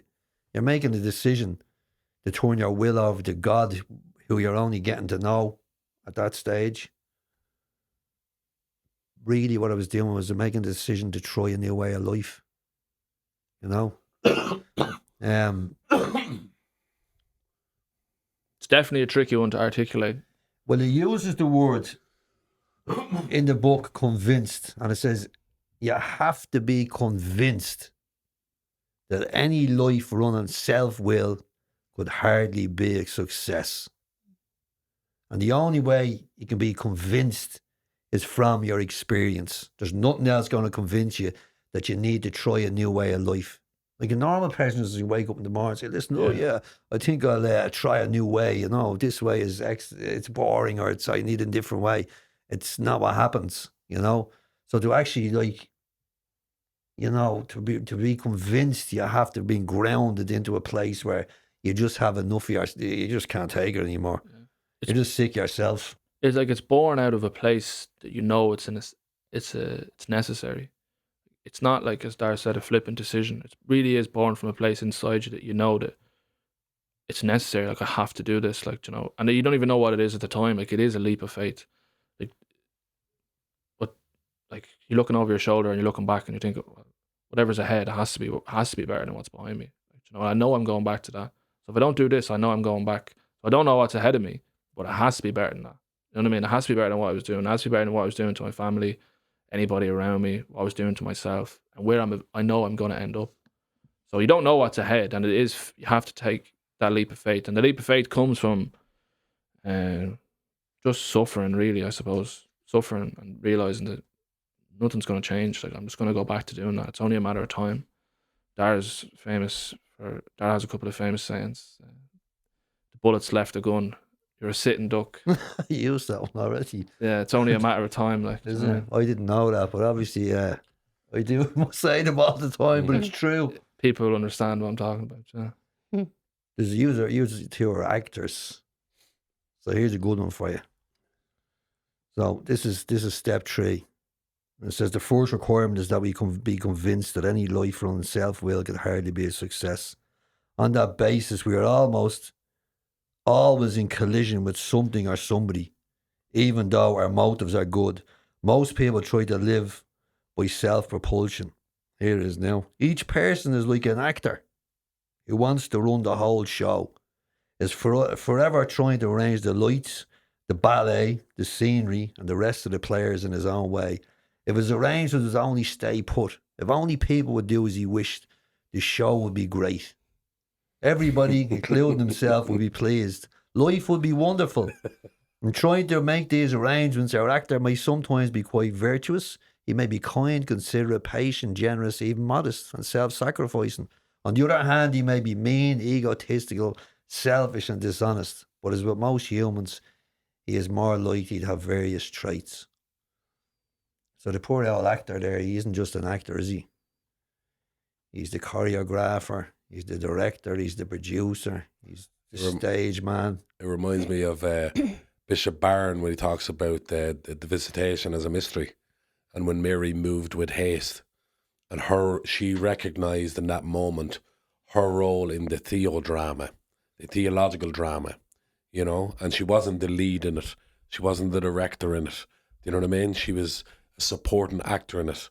And the problem is, in this life now, we all want to be the lead actor, director, the writer, everything. We want to do it all because we all want to be God. That's what it is, you know. Until you realise your place in the theodrama, you know, you're never going to be satisfied. That's Bishop Barron's mystery, the way he talks about the mystery of the visitation. It's powerful. Very good. Very similar to what you're saying. Yeah, look, I just try to control everything. You know what I mean? To suit myself. You know what I mean? Everything. And if things didn't go my way, then there was problems. You know, there was absolutely no faith whatsoever of leaving the result of anything in the hands of God, or accepting whatever happened was the will of God. There was none of that stuff. You know, if stuff didn't go your way, it was poor me. I was dealt a bad hand, you know. So constantly, when you think about that, trying to live like that, it's absolutely exhausting. It's horrendous because you're never happy. You're never happy because you're always trying to force everything to suit yourself. What you said there, never satisfied. Like, so just it's unattainable. Like, the world doesn't dance to my tune. Like, you know, I can't get everybody to do what I want them to do all the time. It doesn't happen. Like, it's not reality. And trying to live your life that way is just self-will. It's just doomed to fail. It can hardly be a success. Yeah. But normal people could identify with that. You don't have to be an addict, you know. Trying to control everything, and it's just, you know, that's where the faith comes in, you know, just to let go of all that, you know, just live your life and just, you know, whatever happens. It's the will of God. It's look at and to be able to accept that it is His will, you know, it's a wonderful way. What's when you're talking? It's a wonderful way to live, when you have that. But that's the decision you're making. You don't know that at the time. You're also accepting that, you know, you're going to do whatever work He gives you that comes at you. And that's what I've been doing ever since I made that decision. But again, at the time, I didn't really know what I was doing, you know. It uses the word sincerely here. And it's an important word. It really means hand on heart, you know. And the decision you're making when we sincerely took such a position, all sorts of remarkable things followed. We had a new employer. Being all powerful, he provided what we needed if we kept close to him and performed his work well. Established on such a footing, we became less and less interested in ourselves, our little plans and designs. More and more, we became interested in seeing what we could contribute to life. As we felt new power flow in, as we enjoyed peace of mind, as we discovered we could face life successfully, as we became conscious of his presence, we began to lose our fear of today, tomorrow, or the hereafter. We were reborn. Nice.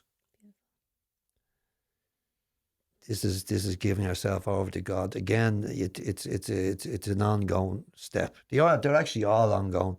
So whatever you get when you first go through them, it becomes more deep and becomes different to you as you go along. But this is what's happening here, and this is what needs to happen for you to recover. You need to be reborn, and this is part of the process. You know. It also says there, which I'm going to have to say because it's very, very important. Selfishness, self-centeredness, that we think is the root of our troubles. Driven by 100 forms of fear, self-delusion, self-seeking, and self-pity, we step on the toes of our fellows and they retaliate. Sometimes they hurt us seemingly without provocation, but we invariably find that at some time in the past we have made decisions based on self, which later place us in a position to be hurt. So there is the self-will run riot. Selfish self-centeredness. And all that's what I did. I just went around just thinking of myself 24/7. What's in it for Dara? What's in it for me? You know? And this is making the decision to turn all of that over to God. So it's actually really, when you think about it, it's a massive, massive, massive life-changing decision. Although at the time it's not. It's just, are you making the decision? Yeah, go ahead with that. It doesn't really mean much to you, you know. But looking back, like isn't it? It's like it's a massive thing that you're doing at the time. Yeah, it's huge looking back, and like it develops into something much bigger. But at the time, as Dara was saying, like it really doesn't feel like that, like, you know, because you're so like you're probably not far removed from what you were doing. Probably still a bit all over the place. I know for myself anyway, my life was still in tatters. Like, do you know what I mean? So just looking over the shoulder and saying, "Well, it has to be better than that." Like, you know what? So is it just saying I'm gonna do it? Is that what you're starting with? You know, because people who are listening at home who are thinking about this, they're, you know, they might get intimidated going, I must commit to that. And is it just starting with, yeah, that's it, I'm gonna do it, and that belief will grow? Yeah. Yeah. Based on your experience of trying to live yourself and all the stuff that's happened to you. It's basically just saying yes to going on with the rest of the steps. Yeah. And yes to trying a new way of living, whatever that may be. And from what you're seeing around you and seeing a change in others, and when you see that change in others that you thought was impossible, then it's going, well, as you said, that could happen to me. Exactly. Yeah. The hope is there. And do you see that in the groups, you know, the 12 with groups? Is that is that a big component of it? People who are coming in and they see over time seeing other people change. Is that the group setting alone? Yeah. Is that a part of the process? That is the actual. That's where the coming to believe really comes from. Is when you see it happen in others. Like I was saying, you see fellas coming in wrecked, and all of a sudden they're coming alive before your eyes. You're thinking, hang on a minute here. My journey, I met fellas who are like at step 4 and 5. We're going to get into now. I was kind of stuck a bit, and I was, you know, I'm a long finger merchant, so everything goes on the long finger, you know. So this was on the long finger, but I was starting to get more sick. And I remember bumping into a fella that came into fellowship the same time as me. He was full of the joys, this lad. I couldn't believe it, you know. I said, I'm after doing them on 6 and 7. I'm after doing the 5th step. And he was glowing. He was glowing. The eyes were glowing. He looked different. He talked different. And when I met him, it gave me the motivation. Then I went back and I said, here, you know, I'm going to have to do this right now. Stop thinking about it. So you come across that and you see that, isn't it? It's tangible hope. It really is. Like, It's not pie in the sky, this thing. Like, you see it happening. Mm. And it's an amazing thing. And it's not from this world. It ain't from this world. It's a supernatural thing that happens, that takes place. God will meet you in the process and on the journey. And you will change. Hopefully we're going to be able to describe it if we don't run out of time. Hopefully the people who are listening or watching will get an idea of how the process, what happens and how it takes place, you know. Step 4. Made a searching and fearless moral inventory of ourselves. Yeah. Something that nobody really wants to do. Say that again. Made a searching and fearless moral inventory of ourselves. Okay. Moral inventory, looking at yourself. Make sure you have the mic close. Yeah. Yeah, looking at yourself, searching and fearless, like, so you're not leaving anything out, like, you know, you really are looking back. And fearless, like, you're putting it down and you don't want to put it down, and you have fear of putting it down, and you fear of being judged, and you fear I'm taking that to the grave of me. I'm not telling anybody that, like, but you're doing it in spite of that.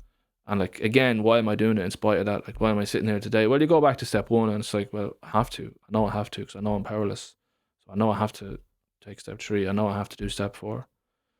So yeah, it's The action is born out of the powerlessness, knowing how that you have to do it. That's the driving factor. But step 4 is step 4 and 5, they go together. It's the most amazing, life-changing thing that anyone could do. And it's really honestly looking at yourself. And it's done in the form of, the writing is done in resentments, fears, harms done to others, and sexual harms, which means how did you treat girlfriends or boyfriends in the relationship. That wasn't. So you're really looking at, you know, what it does is it shows you how you are as a human being, but you're getting humble with another man. Like, I never told anyone anything. I had no intimate relationship with anyone on the planet. I was so disconnected from myself and the world, and like, writing down all these resentments that you have, it really shows you, you know, what you're like, and the fears, telling somebody all your fears, everything that's in there, and then putting down all the harms you caused to people as well, and how you treated people, you know. Fulton Shane, he's amazing. I was listening to him there a few weeks ago, and he says that this is in the 50s. He says the problem with the world today, he says, is people want to be treated as patients instead of penitence, as in penance. He said they go to doctors, they take tablets, they go to psychotherapists, they complain about their upbringing and their family and all. They do everything except put their hands up in the air and say, that was me, I did that. And that's kind of the way it is. It's just one big whopper confession, you know, but you're actually really getting into so much detail with how your mind works.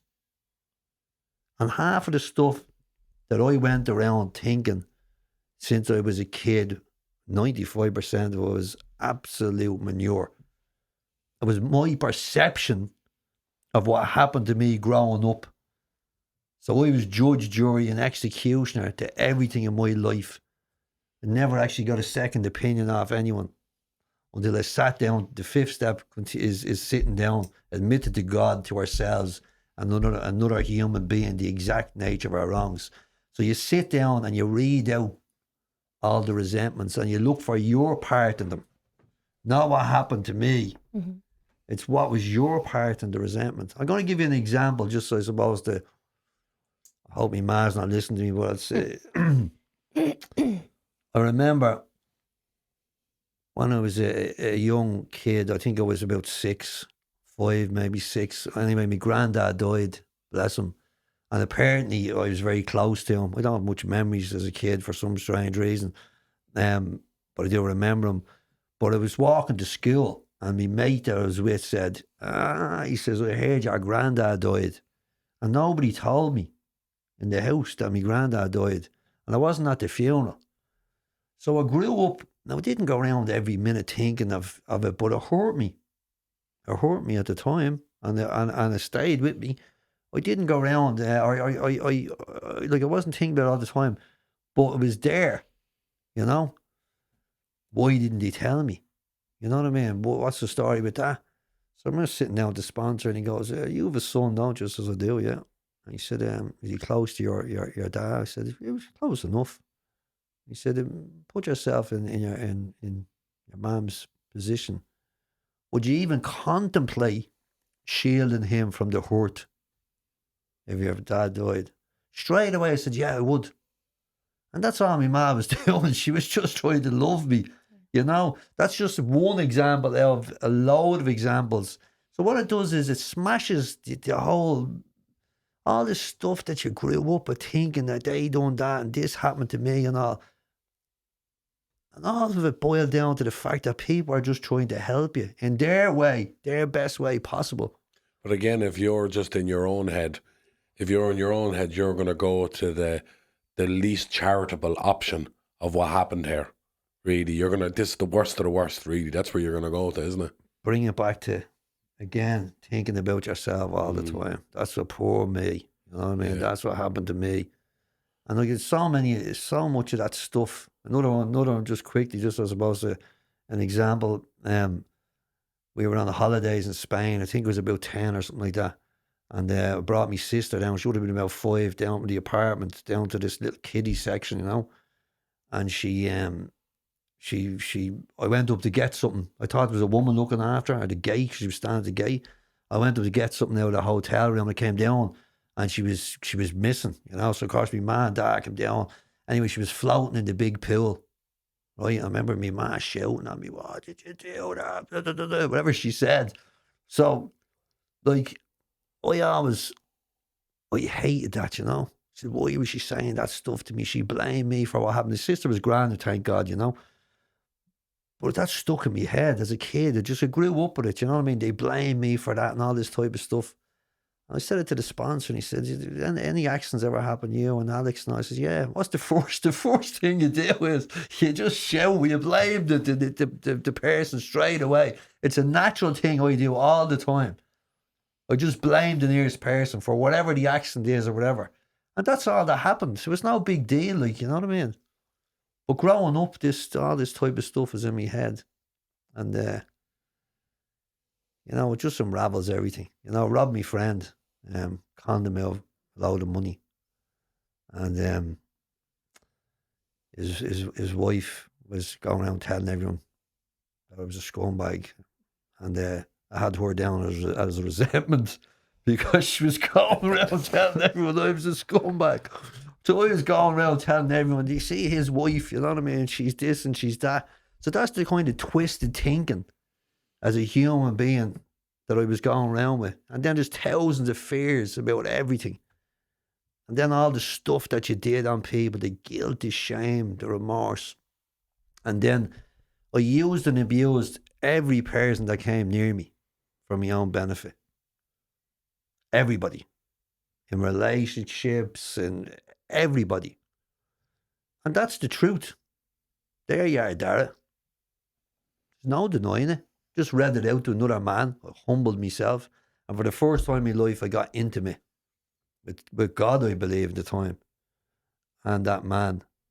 And I told him everything. I had a load of stuff I wasn't going to tell anybody as well. All sorts of stuff. And there's a line in the books, you know, "You're building an arch to which you walk a free man at last." I know the question is most sponsors will ask you the question before you do it: how free do you want to be? You know? And I unloaded a lot. Everything. And in the end, I put my heart into the bit of writing. It took me 2 days when I really did put pen to paper. And it was the most amazing thing. I could nearly start crying, actually. It was the most amazing thing that ever happened, really. Because, you know, when you see, I suppose, the way you are as a person and how you behave and how you treat others, I didn't want to be that person anymore. You know, I was willing to do anything after that. You know, so my efforts went up about 200%. You know, and I believe I got humble, really humble for the first time. And that's, I suppose, the building blocks then for change. You know, that's the building blocks, the humility. It has to come first. It's powerful. Yeah, everyone has a slightly different experience with it. Like, and we talk about it a lot, but like for me, it was like it's like I put on a pair of glasses, and for the first time, I could really see myself and how I operated in the world, and what I was like, and what I went around like constantly, and I could see my motivations behind everything as well. Like the sponsor was telling me, look, that's fear, that's pride, that's ego, that's selfishness, and I could see like what I fed off and why I was doing what I was doing, and like you just don't want to be that person anymore. You don't want who wants to admit to themselves, no, this is what I am, this is what I do. It's definitely not good anyway. Like, but that's why again, like it's like kind of like another kick in the backside to be like, right, Dara was talking about, you dive further into it. It's like, well, this is what I operate like, and I can't deny this. This is the truth, like, you know. So it's like, what do I want to do? Do I want to stay like this, or do I want to try and change? Like, Again, pride seems to be a central theme, doesn't it, in any sort of self-destruction, whether that be mental health, addiction, or whatever. It's funny because most people who have that problem of pride, and one of the deadliest sins, actually have really low self-esteem in reality, and they overcompensate with pride. yeah, So then it's such a high pedestal that they need to be knocked off in order to actually have humility. Yeah. No, definitely. The ego has to be smashed. yeah. If it's not, then it's just not going to work. You know. I'm not gonna do it. Like, if I'm not gonna do this if the ego is not smashed. Like, you know? You'll still chase the same things that you chased before. You won't change. It's like you talked about some people who are getting technically sober, but not actually mentally sober. Yeah. Spiritually. Spiritually sober, Yeah. sorry, yeah. And this is it in a nutshell. The cause and conditions. So what's going to come from this fourth step and fifth step, sitting down with a man, is your character defects. Like Shane said, you're going to see, I'm jealous, I'm inconsiderate, I'm selfish, I'm self-seeking, I only help people, there's something in it for me. You can see it all clear as day. I'm unloving, I'm unkind, I'm uncaring, I'm vindictive, I'm saying all my ones. I'm resentful, I'm fearful, untrusting. The list goes on. And it's there in black and white. There's no denying it. It's there for you to see. And with that is, I do not want to be that person anymore. And this is where the engine room, I think, is the engine room of the steps, is 6 and 7. And this for me is where I really, I suppose, got tangible proof of God working in my life. Because I started to change. I started, that's not me.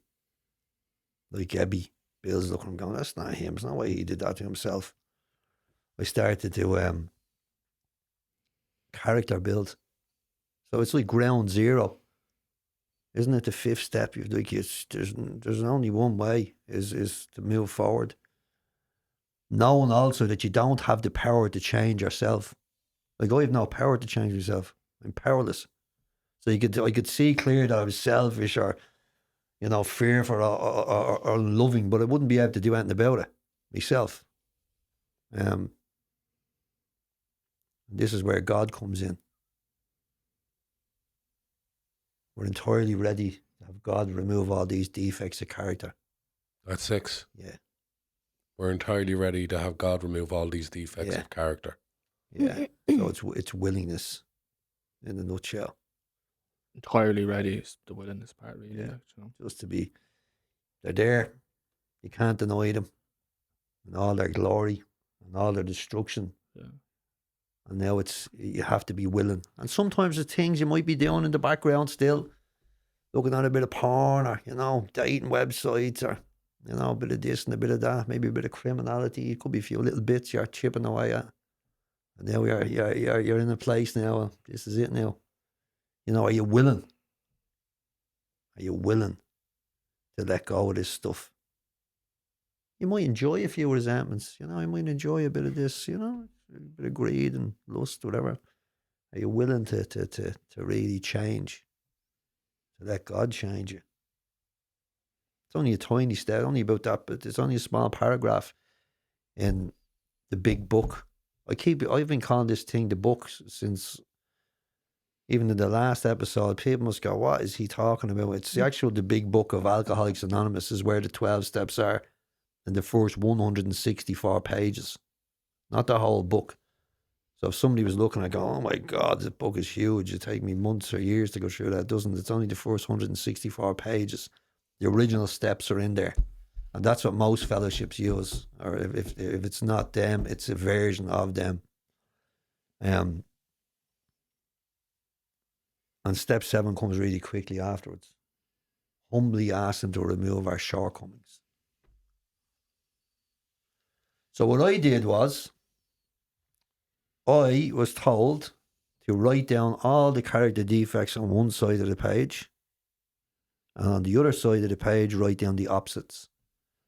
Unloving, loving. Selfish, unselfish. Ego, humility.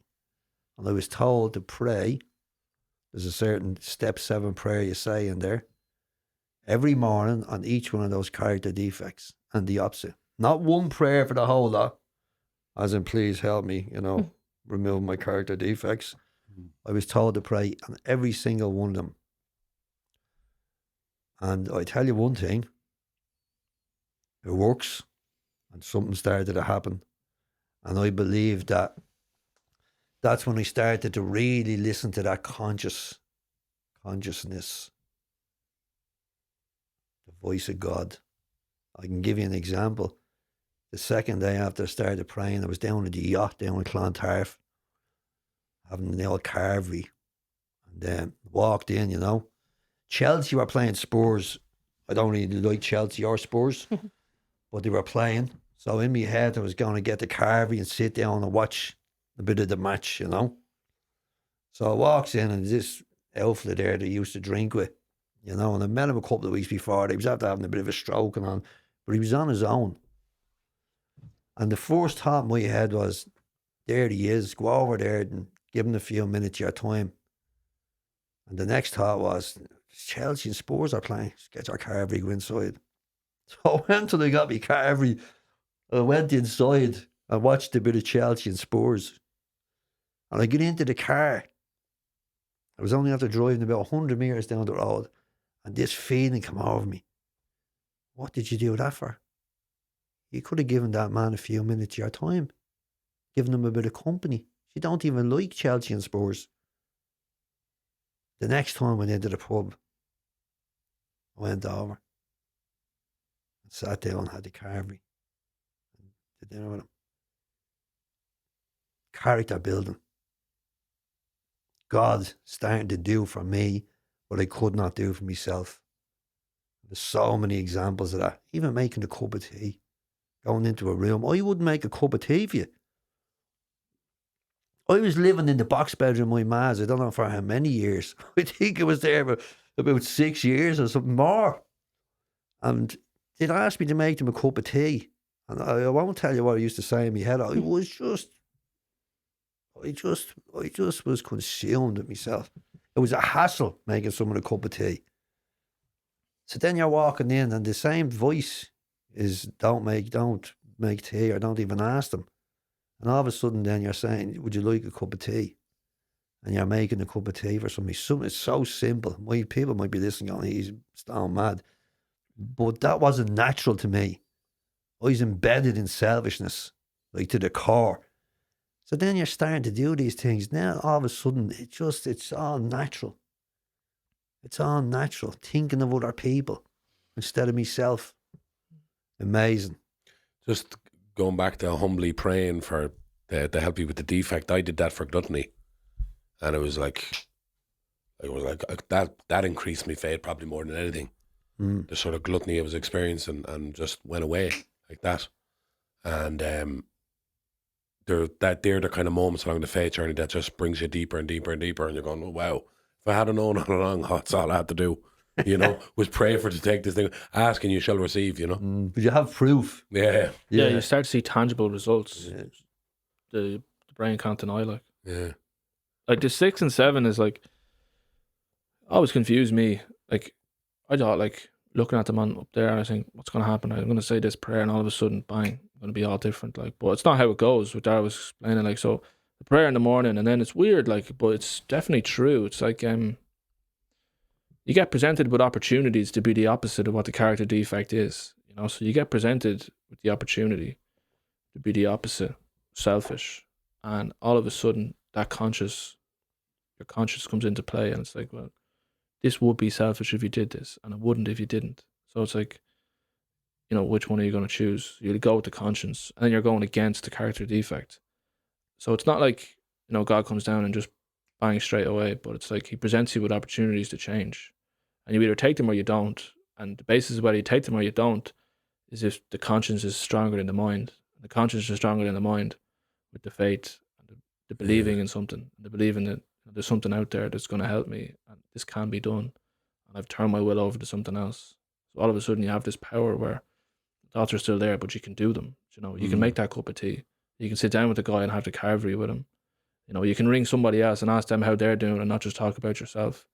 Or you can just do things that all of us you didn't want to do, but you have power all of a sudden to do them. Like, it's really amazing when it just goes back to you can't do it yourself. It's just making me think of another one that I had like a year and a half ago. If you were to ask anybody in my life a year and a half ago, any person who ever met me, who was the most impatient person you've ever met, it'd be me, John Connors. The most impatient you've ever met, to an extreme. If I had an agreement to, for instance, go out with a bunch of my friends at 6 o'clock, we're all going to meet at 6. I'm ready at 5 going, where are you? Where are you, lads? Come on, let's go now. That's the way I was. And I knew it was such a bugging thing for people. And that was one some of these I just stumbled across myself. Gluttony was one, but impatience. And again, I prayed for patience. And now I'm very patient. Again, I asked and I received, people think you're crazy, but you can, as you said, you can see these things, the virtues in your life, really happening by just asking, I suppose I'll try and, without picking up the book, give you what the prayer is, what you say. It says, Dear Lord, today I give to you today all of me good and bad. Please remove from me jealousy today, as it gets in the way of you and my fellows. Please help me not to be jealous today, to wish people well for what they have, what they look like, and where they are in their lives. And instead of being jealous, please help me to be grateful for all the blessings you've given me in my life as I go out here to do your bidding. Amen. Now that's a pimped up version of the opposite to jealous, but that would be, so you're doing that on every single character defect. So when you do that every morning, you start to see all the different situations in your life and where these things are playing a part, and the jealousy, the selfishness, whatever it is, you start, and like Shane said, you start with the picture, you start to get opportunities then to go against the grain. And that's where the character building is, when you start to take those opportunities. And there's a payoff by giving, you receive.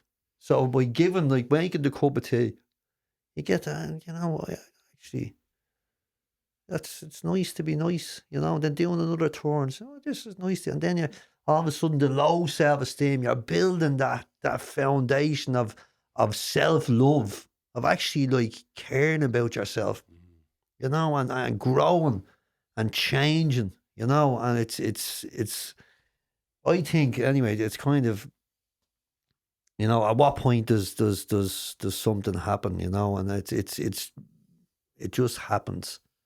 God starts to do for you what you could not do for yourself. It's definitely it's a supernatural thing, it's a divine thing, It's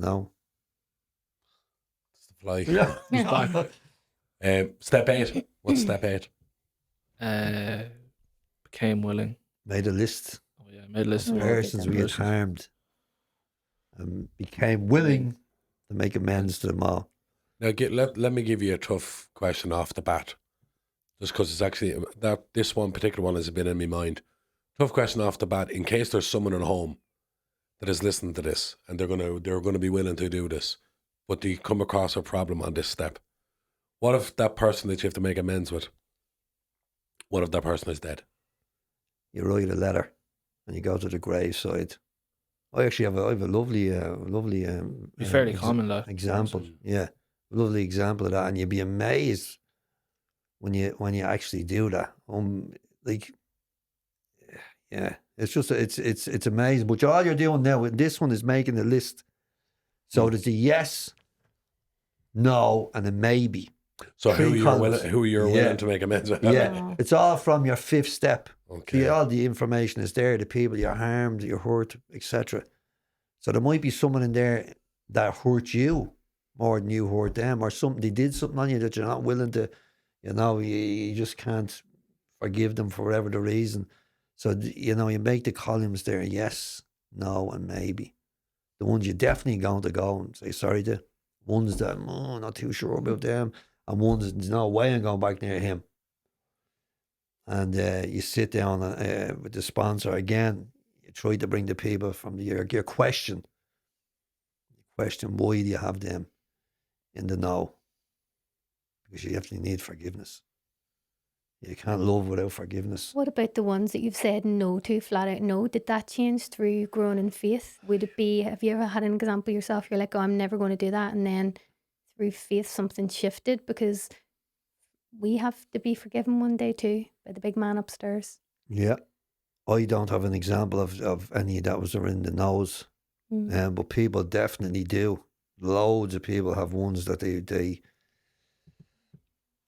just can't forgive, So they're not going to go back to somebody with asking for pardon for their part if they have such a... Do you think, though, they do something in their own mind? Because they say that for us to feel right, we have to have full forgiveness. Like, so I don't mean like, do you feel like you have to sit in front of somebody and go, I forgive you? Do you think that somebody makes a decision in their mind to forgive that person so that they find true forgiveness in themselves as well, rather than sitting in front? Or does it have to be directly in front of someone?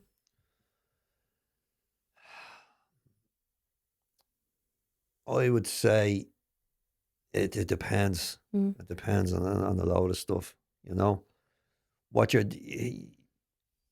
trying to see the human side of everything, We're all broken and twisted and full of ego and self, and everybody's fighting a battle inside themselves. Every single person you come across is fighting a battle, and people make decisions based on all different types of things. I don't think there's anyone that's really does anything really, really. Look, it happens, but usually if you try to look at the human side of people, if you can, you'll start to understand. And by looking at yourself and your defects and your the way you operate, you should have a little bit more of a kind of open mind when it comes to others as well. Yeah. I think the forgiveness is essential. If you want to feel love, I think forgiveness is essential. By hanging on to these resentments, and it says in this book actually, resentment is the number one offender. From it stems all forms of spiritual disease. So it actually kills more alcoholics than alcohol, resentments. Yeah. So from your own point of view, it tells you to look at these people as spiritually sick, and just if you can't forgive or whatever, and start to pray for them that they're spiritually sick. Sick man's prayer comes in there. And off by heart. No. And then the resentments go away. They become less and less, and you start to feel that forgiveness, and that's how you deal with those people. Yeah. Humility is so key to this, isn't it? Because there's people that it might be hard for you to forgive some people, but those people might not even want you to forgive them. I've even come across that in my own life. you know, and you're thinking it's a big thing that I'm going to forgive this person. And they're going, I don't need your forgiveness. Are you mad? You know, it's kind of, you're going the extra level with it then, you know. Again, like in this context, what we're talking about going through 1 to 12, it's like, for me, like, I'll be honest, like, every time I was confronted with a step, like, the truth is, it always went back to step 1 for me. It always went back to, I'm goosed. Like, I've lost the power here. It wasn't necessarily that I was jumping up and down wanting to do it. Like, you know, I didn't want to look at myself. I didn't want to look at character defects. I didn't want to do amends. You know, my natural inclination is not to do things like that.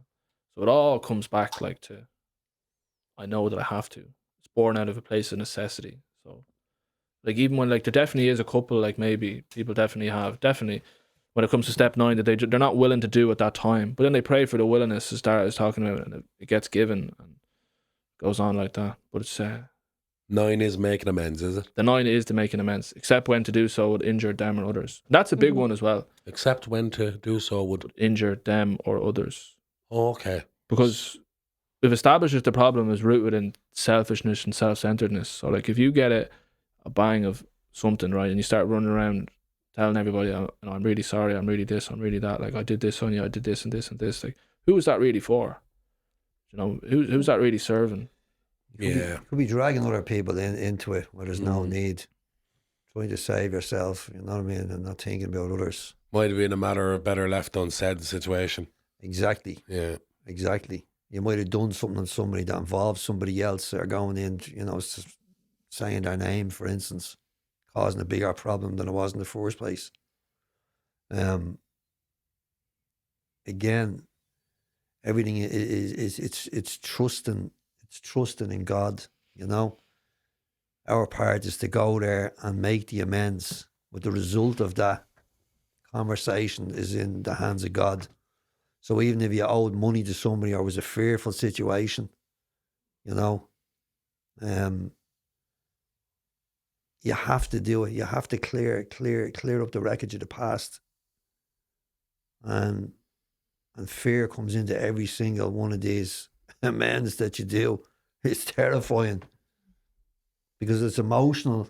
You know, if you're going to a family member, you know it's going to be emotional.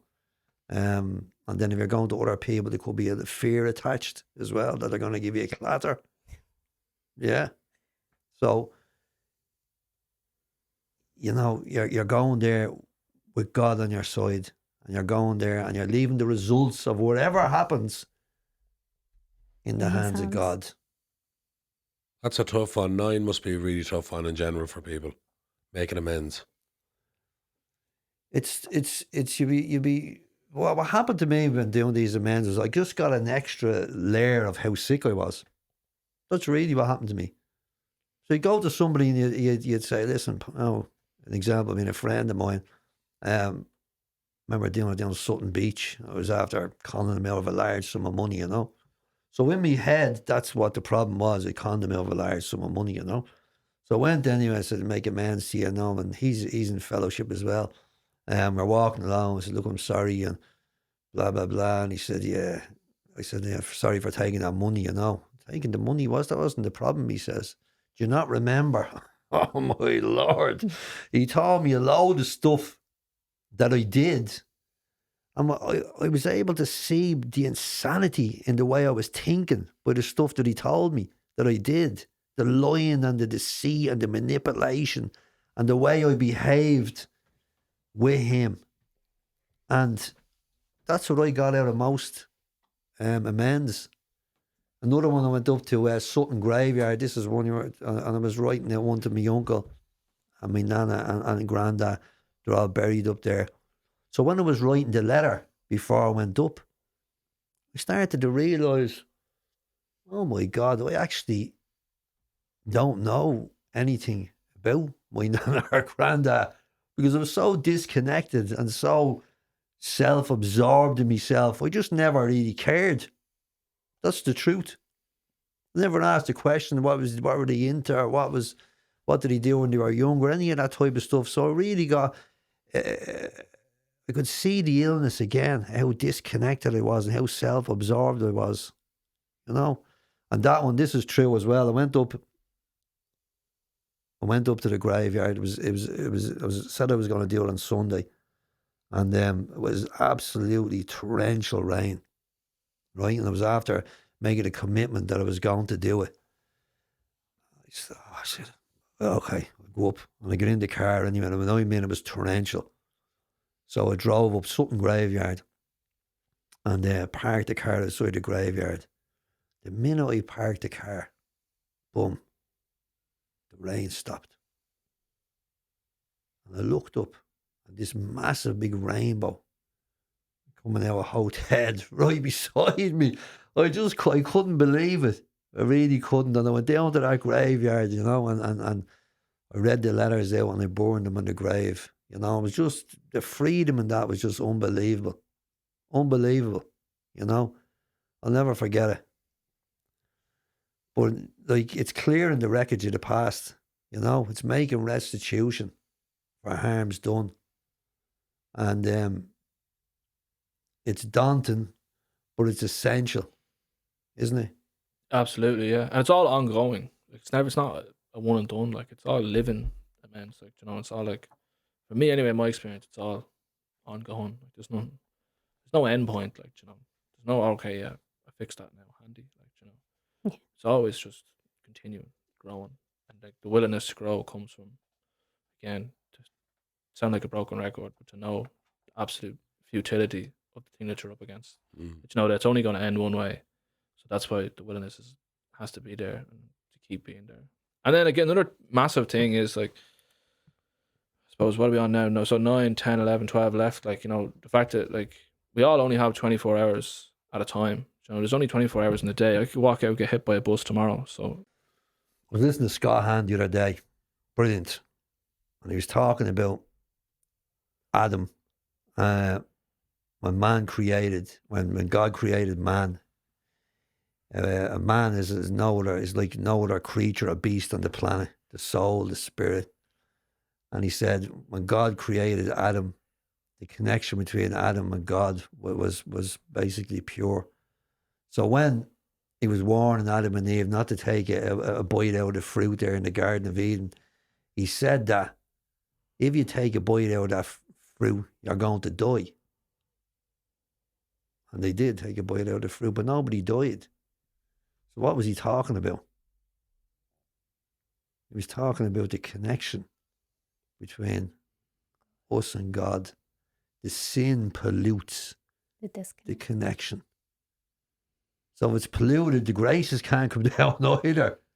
It's all polluted. And this is where the 10, the reason I'm saying that is, this is where the 10 and the 11 comes in. Those character defects, the sin, the living in sin, the living by the character defects, you know, living like that pollutes the connection between me and God. And step 10 is continue to take personal inventory, and when we are wrong, promptly admitted it. So what you're doing is you're keeping an eye on yourself, and when you make a mistake or you become resentful, fearful, selfish again, you're putting your hands up in the air and you're saying, yeah. And if you have to go back and say sorry to somebody, you go back and say sorry to somebody. So you're keeping that connection between me and God clear as possible. And 11? What's 11? sought through prayer and meditation to improve our conscious contact with God as we understood Him. So basically, sought through prayer and meditation. So sought means like just seek. So continue to look to improve our conscious. We were talking about that earlier, contact with God. So just continuing to seek God. Is this where people sort of start looking for a definition on God for some people? So, you know, someone leading to whatever religion or... Like it talks seems about like like a natural step. Look where religious people are right, make use of what they have to offer. Like Sure. so people definitely go down that route, like, you know, and Yeah. I suppose it's individual. I couldn't Yeah. Yeah, I think you're dead right there. There's a point where you know if you are really doing it and you're really seeking, you know, there's you kind of you gotta kind of really, you know, question like who is God. You know, I see a lot of people, they don't actually ask themselves that question, who is God? You know, and if you're seeking, you'll find Him. You know, there's a lovely bit in this book here. And And step 11 is sought through prayer and meditation to improve our conscious contact with God. So it also involves looking at yourself on a daily basis, and you fill out a little form in the evening time where you're resentful, selfish. What did you add to life? Is there anything you could have done better? This type of stuff. Just to keep an eye on you spiritually, you know? So if you're doing that and you're meditating and you're praying, you're basically, you know, changing and trying to be a better person on a daily basis. And this is a nice little passage here that talks about that. It says there's a direct linkage among self-examination, meditation and prayer. Taken separately, these practices can bring much relief and benefit. But when they are logically related and interwoven, the result is an unshakable foundation for life. Now and then we may be granted a glimpse of that ultimate reality, which is God's kingdom, and will be comforted and assured that our own destiny in that realm will be secure for so long as we try, however faltering, to find and do the will of our Creator. So you're building a relationship. That's what it is. You're building a relationship with God. You know, and the stronger and more intimate and deeper that gets, the better. You know, again, it's that connection, isn't it? We've all come from God. We're all connected to God. It's the human condition that causes the problem. Yeah. I was just going to say we're getting on to 12 now because we're nearly there. What is 12? Having had a spiritual awakening as a result of these steps, we carry the message to other alcoholics. Still suffer. We Yeah. practice these principles in all our affairs. It's what you two are doing today.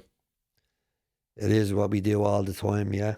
You know, I've not seen, I don't know if I've seen any podcast that breaks down the 12 steps. No. There might be out there, maybe I've never searched for it, and also for it being a mechanism of conversion, you know, because again, that's not something I came across either. You know, that sort of point of view you have, Dara, on this, you know, and just for people who are listening, share this podcast because this is really important. We're in a time where people are completely lost and they are falling into addiction, they're falling into many things, and it is a spiritual crisis, isn't it? And I think this 12-step program is really powerful. Just learning today, even from going through them, you know, I can see the spiritual journey, you know. Yeah, well, hopefully the people can see the spiritual journey because that's kind of what we wanted to do. If you have the need to change, if you want to change, the 12 steps is a vehicle to get you from where you are, which is usually a place of despair and misery, to a brand new way of living that gives you a whole new meaning and purpose to your life. I used to go around scratching my head going, what is this all about? I was completely lost inside. And all of a sudden then I have this mission, this whole new life. It's amazing. And I love it, you know what I mean? I really do. And like I didn't do that myself. I couldn't change like that myself. It's impossible. Dara, it's funny because you give some examples of your extreme selfishness in your past life before you found God, you know. But my experience with you has been the exact opposite.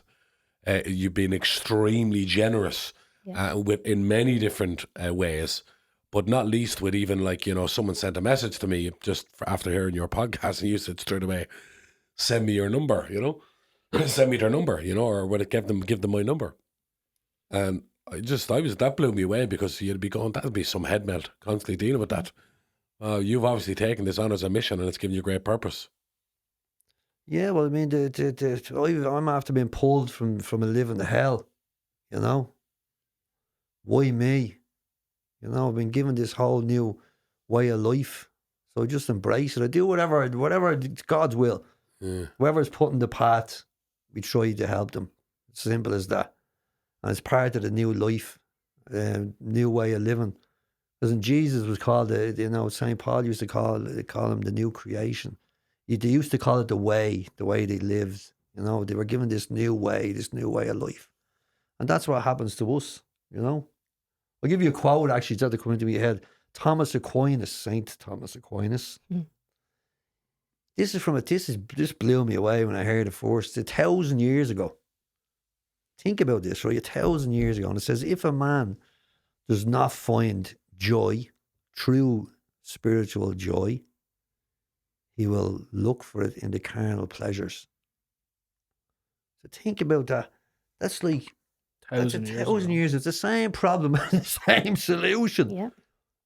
If you don't find a meaning and a life that's fulfilling and brings you joy and happiness, then you're just going to go out looking for it in all sorts of weird and sordid places, trying to fill that void. It's the same thing. You know, we're all searching for this meaning, and what better way to do it than go out and help your fellows do the work of Christ. Mm. That's where it comes from me. Shame. Well, you're 22. Yeah, I wouldn't be surprised if you were president of Ireland one day. Pope, he's going to be the Pope. If I ever ran for anything, I wouldn't like to see the videos that would come out. But yeah, like just it's definitely for me, it's a special thing to be able to have a purpose that's rooted in good instead of the opposite. Like, you know, me and Dara are here, like, just really trying to help somebody understand somebody in their life, or help somebody who's listening to it. And look, we're not perfect, definitely far from it. Who is, like, you know, we try our best. Like, I give it a good lash. That's all I can do. Like, do you know what I mean? Yeah. And if you fall short, you fall short. Like, you know. Great. Brilliant. And you're on the front. You're on the front line. You are, and we are. You're on the front line of helping souls from the darkness to the light. And with that comes a bullseye on your back. 100%. Where the other fella comes after you as well. You have to understand that as well. You know, so the battle is real out there. You know, and that's why we kind of all need each other to help each other as well. And I see that as well very, very clearly. That we're all fighting the fight together, you know. But the darkness is there as well. And it tries to pull you back in. Especially in this line of work anyway. You know? Amen. Yeah. Thank you both so much. Won't be coming back again for the third stretch. Oh, no, We'll have you back again. Nothing else to talk about. We'll always have you back, We've Dara, and nothing you else too, to Shane. talk about. Yes. I'm You'll have retired plenty now. more to talk about. We will as we go on. But this has been an absolute pleasure, really. And you know what? I've learned so much from this. This is the Me most I've too. learned from any podcast we've done, really sincerely, you know. And I feel like I'm better equipped as well to talk to people about this, maybe, you know, and just to give them this podcast, you know. And I know this is going to help people. I really, really do, you know. I believe so. So thanks too. very much. Thank Thank you you for so much. Thanks for having having us. us, yeah. And God Thank bless you. you both. God bless God bless. you. Keep up the good work. Mm. Definitely.